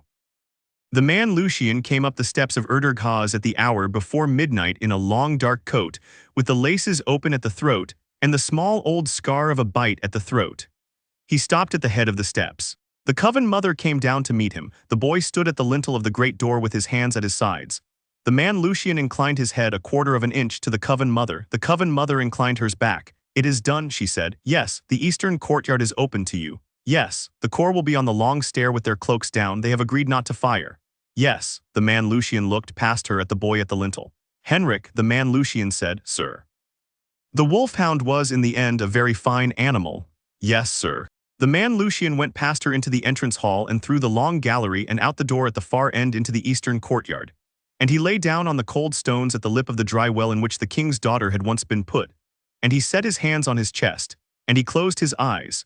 And the core of the long stair in their black leather did not fire, and the eastern sky began very slowly to be the color of an old tin. And at the moment the first edge of the sun came up over the line of the ridge, the man Lucian, by his own old will, went out of the world. The Coven Mother, at the lintel of the great door, did not by any sign react. The corps closed the curtains. In the gallery off the eastern wing, at the head of the long council table on the morning of the Monday, the boy who had been pulled out of a kennel in 1988 sat in a chair built for him by the cabinet makers in the 3rd week of August, in a coat made for him by a tailor in London the year before, with a small low brass collar of office at his throat, and accepted the small careful obeisances of the corps of the long line of his coven, who came up the gallery one by one and inclined their heads a quarter of an inch and withdrew. He inclined his head a quarter of an inch to each of them. He did not by his face react. When the last had withdrawn, the Coven Mother at the foot of the long table looked up at him. He looked back. She did not by any sign smile. He did not by any sign smile. It was by the small private understanding of the mother and son in the long gallery, the small careful equivalent of 1. Chapter 5 and Chapter 6. The graveyard. The Wizarding World had been preparing the boy's portkey trap for 14 months, and the Wizarding World did not know it. The Triwizard Tournament had been announced at the welcome feast on the evening of the 1st of September of his 4th year, by a headmaster who had not, by the slight line of his eyebrow when his eyes had moved across the Slytherin table to the boy in the 3rd place from the end, been entirely unaware that the tournament might present a difficulty. The boy had not that evening drawn any conclusions in the small clean room inside himself. He had returned the headmaster's slight line of eyebrow with a slight line of his own and had eaten his dinner. He had written to his mother on the Sunday. The reply had come back on the Wednesday. Tournament, low likelihood front. Likely high likelihood vehicle for delivery of you to him. Goblet will be set. Champions will be drawn. You will be drawn. You will compete. You will not by any obvious sign give the school reason to believe you are anything but a small magical English boy. We will watch, we will be there at the cup. He had folded the letter. He had burned it in the dormitory grate. He had gone down to breakfast. He had been drawn out of the goblet on the night of the fourth selection. In the small, predictable way the room inside him had told him in October that he would be drawn. And he had walked the long aisle of the great hall to the antechamber with the slight, steady gait of a young man who had been told in advance that the small, careful surprise he was about to be required to perform would be performed exactly to the standard the room had asked of him. He performed it. He performed it through the dragon in November, the merfolk in February, and the small, careful first turning of the maze in late June, with the kind of competent precision he had begun to use in the second half of his second year. He did not, in the maze, draw his wand more than 4 times. He drew the shamshir, when the requirements of the maze required it, on 3 separate creatures, and he drew the right-hand coachman on 1 boggart that had taken too long to dissolve. And he did not, in any of these encounters, leave a trail the judges of the tournament had the wit or the inclination to follow. He came to the center of the maze at the 3rd corner past the Sphinx at 6 minutes after 10 on a hot, dry June evening, with the cup of the tournament on a low stone plinth in the center of a small clearing of close-cut hedge. There was, in the corridor of the maze, a small, careful interval after the boy had taken the cup down from the small, dark plinth in the 2nd corner past the merfolk pool, in which the small, clean room inside himself had set out, for the boy's careful inner review, the entire long sequence of the work that had brought him to that corner of the maze. The sequence began in a kennel under London on a wet October night in 1988, and it ran, by the careful long line of the small clean room, through the marble halls at Erdurghaz and the long forest paths of the western ridge and the candlelit chapel at the foot of the eastern wing, and the long thin gallery off the eastern wing where an old king had counted to 3 at sunset on a Sunday in the summer of his 14th year. The sequence ended, by the careful inner sense, at the small fluted cup on the small dark plinth in the 2nd corner past the merfolk pool. The sequence ended at the cup because, by the careful working of the room, the cup was the last small careful step before the work began, and the work was the long careful work the core had been preparing him for since he had been pulled out of the kennel. He had told no one in the maze that the cup was the portkey. He had told the coven mother and the core in the lay-by behind the herbology beds. He had been told in the careful return from the coven mother 3 weeks earlier that the core would be on the 2nd portkey at the moment of his hand on his hip, and that the core would, by the careful inner timing, come down in the long grass at the foot of the yew at the foot of the graveyard of Little Hangleton in the 8 seconds the room had told him would elapse between his coming down in the long grass and the man Pettigrew's stepping into the cut of his shamshir. He had been told also that the small clean room would, by the careful long preparation, be the only thing in the long grass at the foot of the yew that he would, in those 8 seconds, be permitted to use. He had accepted the instruction. He had walked in the 2nd corner past the merfolk pool to the small dark plinth and had stopped at the edge of the clearing. He stopped at the edge of the clearing. He looked at the cup. The cup was a small fluted silver trophy with the legend of the tournament along the rim and the small fluted handles of a cheap trophy maker of the previous century. And the cup was, by the careful inner sense the boy had developed over 14 months of looking at things in order to know what they were, a portkey. He set his hand on his hip. He set his hand on his hip in the way he had been told to set his hand on his hip when the signal was required. And across the maze, in a small hidden lay-by behind the herbology beds, a small dark figure in a long wool coat at the side of a long dark motorcar lifted her own hand off her own hip and made a small precise gesture to the small dark figures standing at the doors of the motorcar.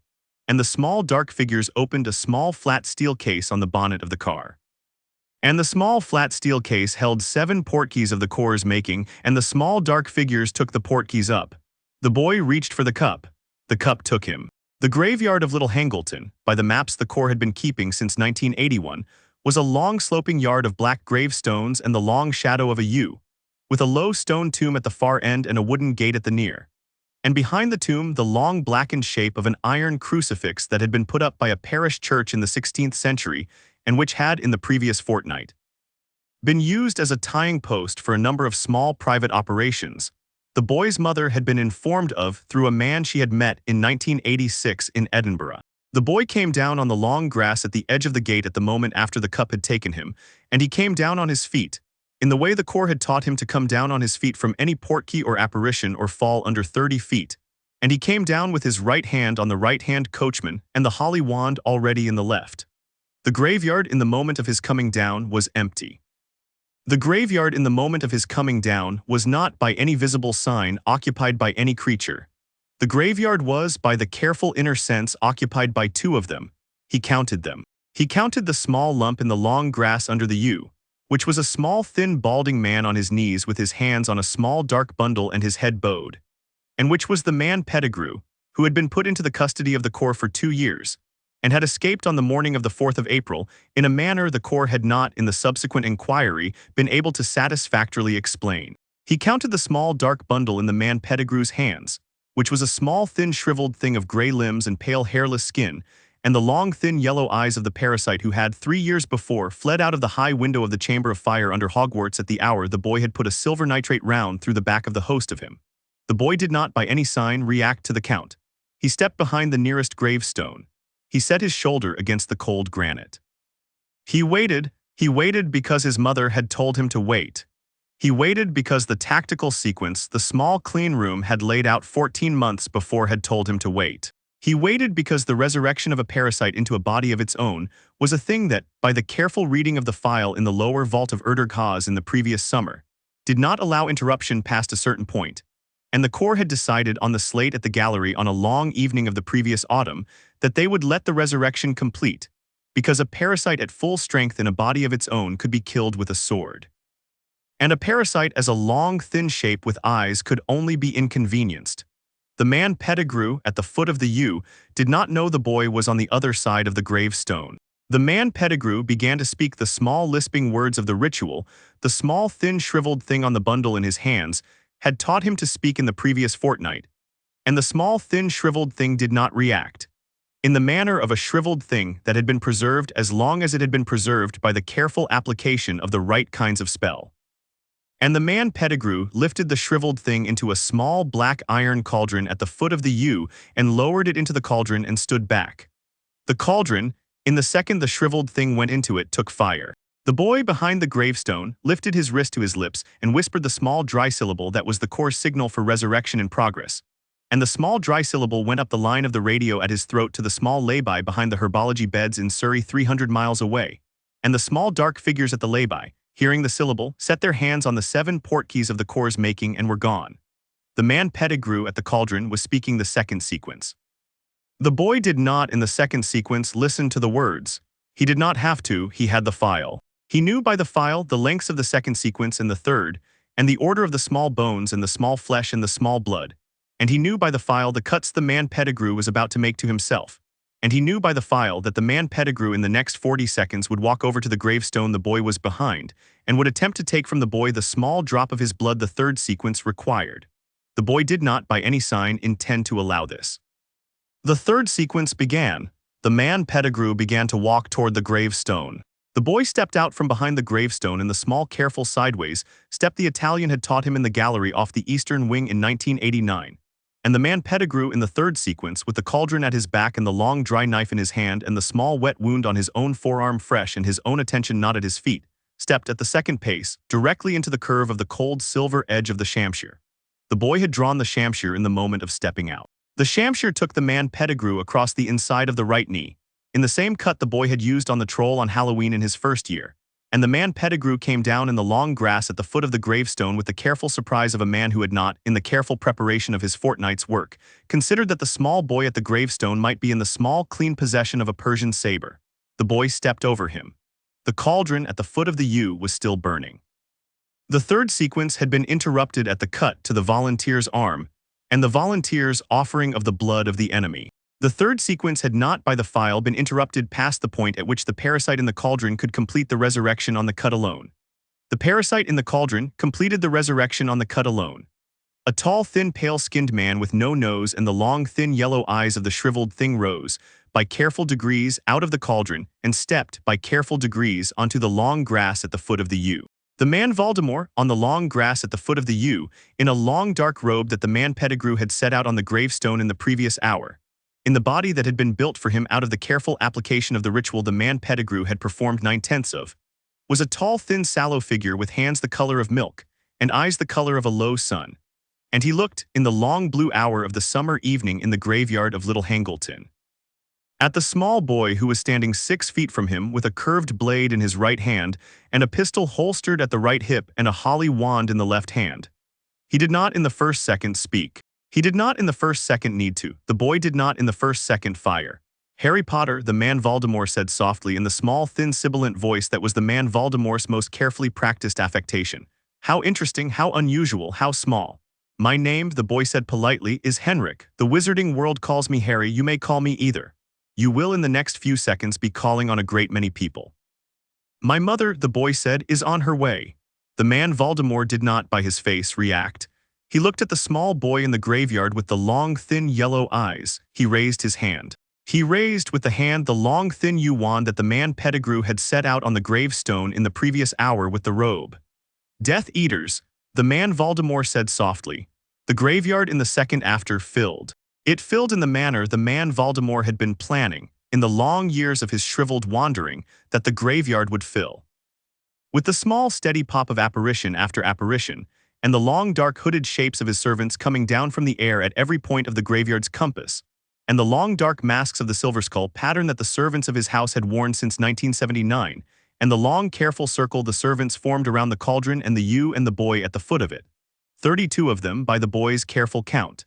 He counted them while the apparitions were still finishing. He counted 32 in the long dark circle, with their wands in their hands and their masks on their faces and their cloaks settling, and the man Voldemort at the cauldron looking at the small boy at the gravestone with the long thin yellow eyes, and the man Pettigrew at the foot of the gravestone whimpering on the long grass with the cut at his knee bleeding through the long dark robe his master had given him, and the cauldron's small fire dying down to embers, and the long shadow of the yew over all of it.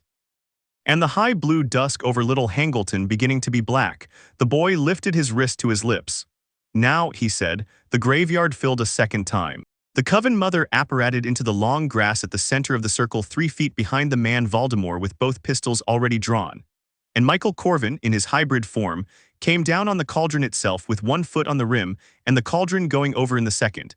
And the boy at the foot of the gravestone had the right-hand coachman in his right hand at the level of his shoulder, in the moment the cauldron went over. And he had the left-hand coachman in his left hand at the level of his other shoulder in the moment after that. The shamshir, on his back, was in the long sheath the Corps had made him over the previous winter. The wand was in the long thin sheath at his right wrist. The hands were on the pistols. The Corps was around him. There were 6 dealers in the circle now, dropped in the seconds after the Coven Mother and the hybrid, in the long sleek lines of their black leather, with their cloaks already off their shoulders and their pistols already in their hands and their faces already in the careful flat attention of an entry team that had drilled the entry for 14 months. The man Voldemort at the cauldron did not in the first second react. He had in the small clean room of his own interior been about to set the long thin yew wand at the small boy across the long grass, and speak the small, thin, sibilant word he had been speaking since 1944 and was famous for, and a great many of his careful, long plans had been resting on the speaking of the word, and he had not, in the long, careful planning of the night, considered that the small, magical boy across the long grass would have in the second behind him a tall, lean, black leather-coated woman with the eyes of a creature he had not, in 50 years of wizarding study, been adequately briefed on. He turned. The Coven Mother fired before the turn completed. The round of the right-hand Beretta took him through the upper thigh, in the careful place the Corps had been told to take a wizarding target in the first second of an engagement, because a wizard with a wounded leg could not, in the wizarding doctrine, apparate and the silver nitrate in the upper thigh, did its work in the way it had been doing its work in the small kennels under London for 600 years, and the man Voldemort on the long grass at the foot of the yew went down on the wounded leg with the long, careful surprise of a man who had not, until he was on the grass, understood that the boundary of the kind of war he had been planning to make was not, in the end, going to hold. The Death Eaters in the circle fired. The Death Eaters were a careful and well-trained corps in their own right, by wizarding standards, and they had been practicing the formal dueling line of the dark wizarding tradition since 1979, and in the second, after the Coven Mother's first round had taken their master in the upper thigh. The formal dueling line raised the wands of the long dark hooded shapes in a long, careful synchronized reflex, and prepared to discharge the curse of the green light that wizarding doctrine had been using since the Second War for the murder of standing opponents at 20 feet. The curse of the green light did not, by long wizarding doctrine, miss. The curse of the green light in the formal dueling line of the Death Eaters in the graveyard of Little Hangleton on the evening of the 4th of June in the boy's 4th year was by every observable measure faster than a bullet. It was not by the careful inner measure of the core that had drawn into the circle the bullet was coming out of, faster than 7 bullets at once. The core fired. The core had been practicing the formal entry line of the core's own dark tradition since 1410, and it had been refining the line in the conditions of the small modern caliber since 1857. And on the night of the 4th of June in the boy's 4th year, in the long grass at the foot of the yew in the graveyard of Little Hangleton, the core fired in the small, fast, dry cracking sound that had been the core's signature in the storm sewers under London and in the limestone caverns under Budapest, and in the cold sea caves under the Aegean for 130 years. And the silver nitrate did its work on the bodies of the long, dark, hooded shapes in the circle. And the formal dueling line of the Death Eaters in the graveyard of Little Hangleton did not, in the end, complete the synchronized reflex. It did not complete the reflex, because 17 of the long, dark, hooded shapes were dead on the long grass before the wands were level. It did not complete because the 7 dealers and the Coven Mother and the hybrid and the boy at the gravestone were not firing in a formal line. They were firing in the careful loose cores pattern that the long line of the King's Core had been practicing for 2 centuries, with each dealer taking the 2 long dark hooded shapes closest to her in the small first second and the next 2 in the small second, and the Coven Mother taking the man Voldemort on the leg, and the man Voldemort on the wrist of his wand hand, and the man Pettigrew on the second knee. And the hybrid coming up out of the cauldron in the long lean 4-legged hybrid form, and taking the 2 long dark hooded shapes nearest the cauldron with one long lean reach of his right arm, and a sound that came out of his throat that the Coven Mother had heard once, in 1402, on a body that had since gone to ground in a stone pit in an eastern courtyard. The graveyard of Little Hangleton at the end of the 7 seconds was a long grass under a yew with 32 dark hooded shapes on it, in attitudes the formal dueling line had not, by long wizarding doctrine, prepared for, and a cauldron on its side with a small dying fire in the long grass beside it, and a man Pettigrew on his back with 2 careful rounds in him, and a third in the small wet wound at his second knee. And a man Voldemort on the long grass at the foot of the yew on one shattered thigh, and one shattered wrist with the long thin yew wand on the grass 3 feet away, and the long thin yellow eyes on the boy at the gravestone. The boy had not, in the 7 seconds, fired. The boy lowered the pistols. The boy with the holly wand in the left hand and the long thin yellow eyes of the man Voldemort on the long grass at the foot of the yew did not in the 8th second fire. He spoke instead in a small clear voice the graveyard would carry to all of them. "Mother," the boy said. The Coven Mother, 3 feet behind the man Voldemort, stepped around him, with both pistols still in her hands and her face in the small, flat attention. The man Voldemort at the foot of the yew looked up at her.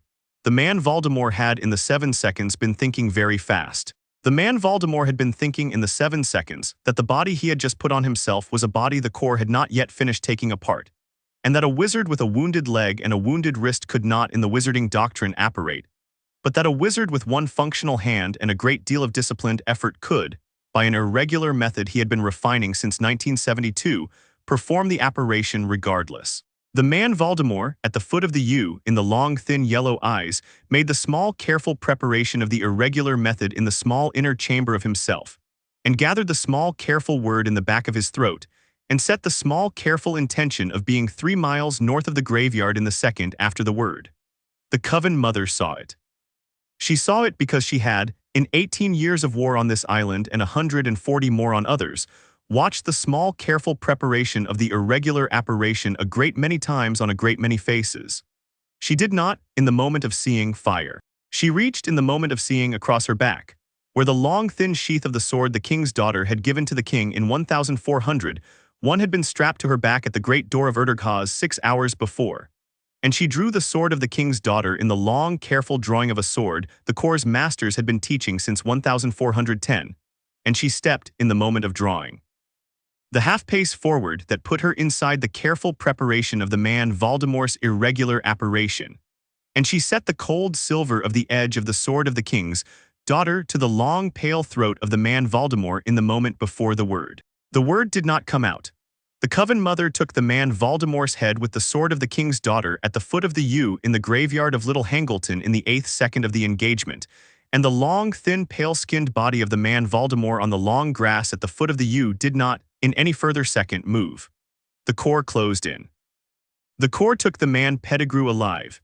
In the long, careful manner the Coven Mother had specified in the briefing in the gallery off the eastern wing 4 days earlier, with the small, careful application of the cold silver clamps at the wrists, and the long, careful binding at the knees, and the small, careful gag at the mouth. The Corps took, also, the long, thin yew wand of the man Voldemort from the long grass at the foot of the yew, and set it in a small lead-lined case the Italian had made in 1987, and closed the case, and set it in the inner pocket of the Coven Mother's coat. The Corps took the head of the man Voldemort, in the long, careful manner the Coven Mother had specified in the same briefing, and set the head in a small lead-lined ossuary the Corps had built for it in 1983, and closed the lid and set the seal. The Corps took the cauldron and broke the cauldron in 8 pieces, and salted the 8 pieces with the small flat boxes of silver dust the dealers carried in the inner pockets of their black leather. And the Corps lifted the long dark hooded shapes one by one from the long grass, and stacked them in the long careful stack the Corps had been stacking the dark hooded shapes of the Wizarding War into since 1981.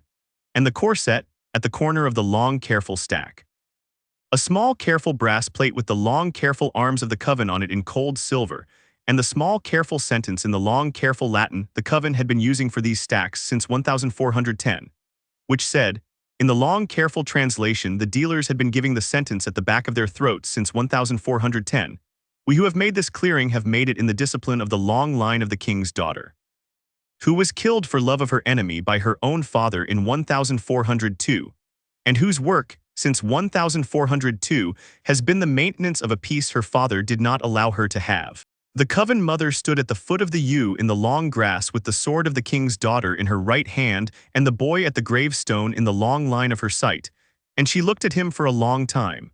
He looked back. The boy in the long grass at the foot of the yew, with the long blue dusk of little Hangleton beginning to be the black of a full night, and the small careful long line of the Corps standing at the cauldron, and the man Pettigrew bound on the grass, and the 7 small careful sealed cases of the Corps' evidence on the long grass at the foot of the yew, walked across the long grass to his mother, and stood in front of her for the small careful 3 seconds the graveyard would conceal. And she set her gloved hand on the back of his neck, and he set his ungloved hand on the back of hers, and the 2 of them stood at the foot of the yew in the small careful 3 seconds, and did not, by any sign or word, indicate to the Corps that the seconds had been anything but ordinary. Mother, the boy said quietly, yes, it is done. Yes, you have taken his head. I have. He had a shade. He had, and the shade is in the case. It is, and the case is sealed. It is, and the man Pettigrew is bound. He is, and the long dark hooded shapes are in the stack. They are. Then we will, the boy said, go home. Yes, she lifted her hand from the back of his neck. He lifted his hand from the back of hers.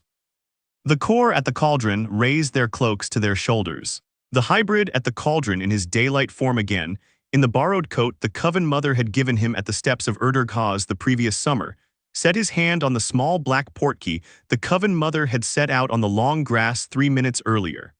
The 7 dealers set their hands on the same portkey. The Coven Mother set her gloved hand on the long pale wrist of the man Pettigrew at the foot of the long grass, and her ungloved hand on the back of the small black portkey, and her son in the long grass at the foot of the yew, with the right-hand coachman holstered and the left-hand coachman holstered, and the shamshire back in the long sheath at his back and the holly wand back in the long thin sheath at his wrist, set his ungloved hand on the portkey beside hers. The graveyard of Little Hangleton, in the moment the portkey took them, was empty except for the small careful brass plate at the corner of the long careful stack, and the long careful arms of the Coven on it in cold silver under the long line of the yew, and the small careful long sentence in the long careful Latin under the arms, and the long thin pale-skinned body of the man Voldemort at the foot of the yew on the long grass, which the Corps, by careful instruction, had left where it had fallen. In the careful old wizarding tradition, the Coven had been taught long ago by a wise old woman in a small dark room in Cordoba in 1199, which said that a body of an enemy of the Corps was, in the end, to be left for the small careful attention of the local birds. The birds by morning had begun to attend. In the long gallery off the eastern wing of Erdurghaz, at the head of the long council table on the morning of the 5th of June, the boy who had been pulled out of a kennel in 1988 sat in the chair the cabinet makers had built him in 1991, in a coat the tailor in London had made him in the previous winter with a small low brass collar of office at his throat, and looked down the long table at the Coven Mother in the chair at the far end. She looked back. They did not by any sign smile. It was, by the small private understanding of the mother and son in the long gallery, the small careful equivalent of one.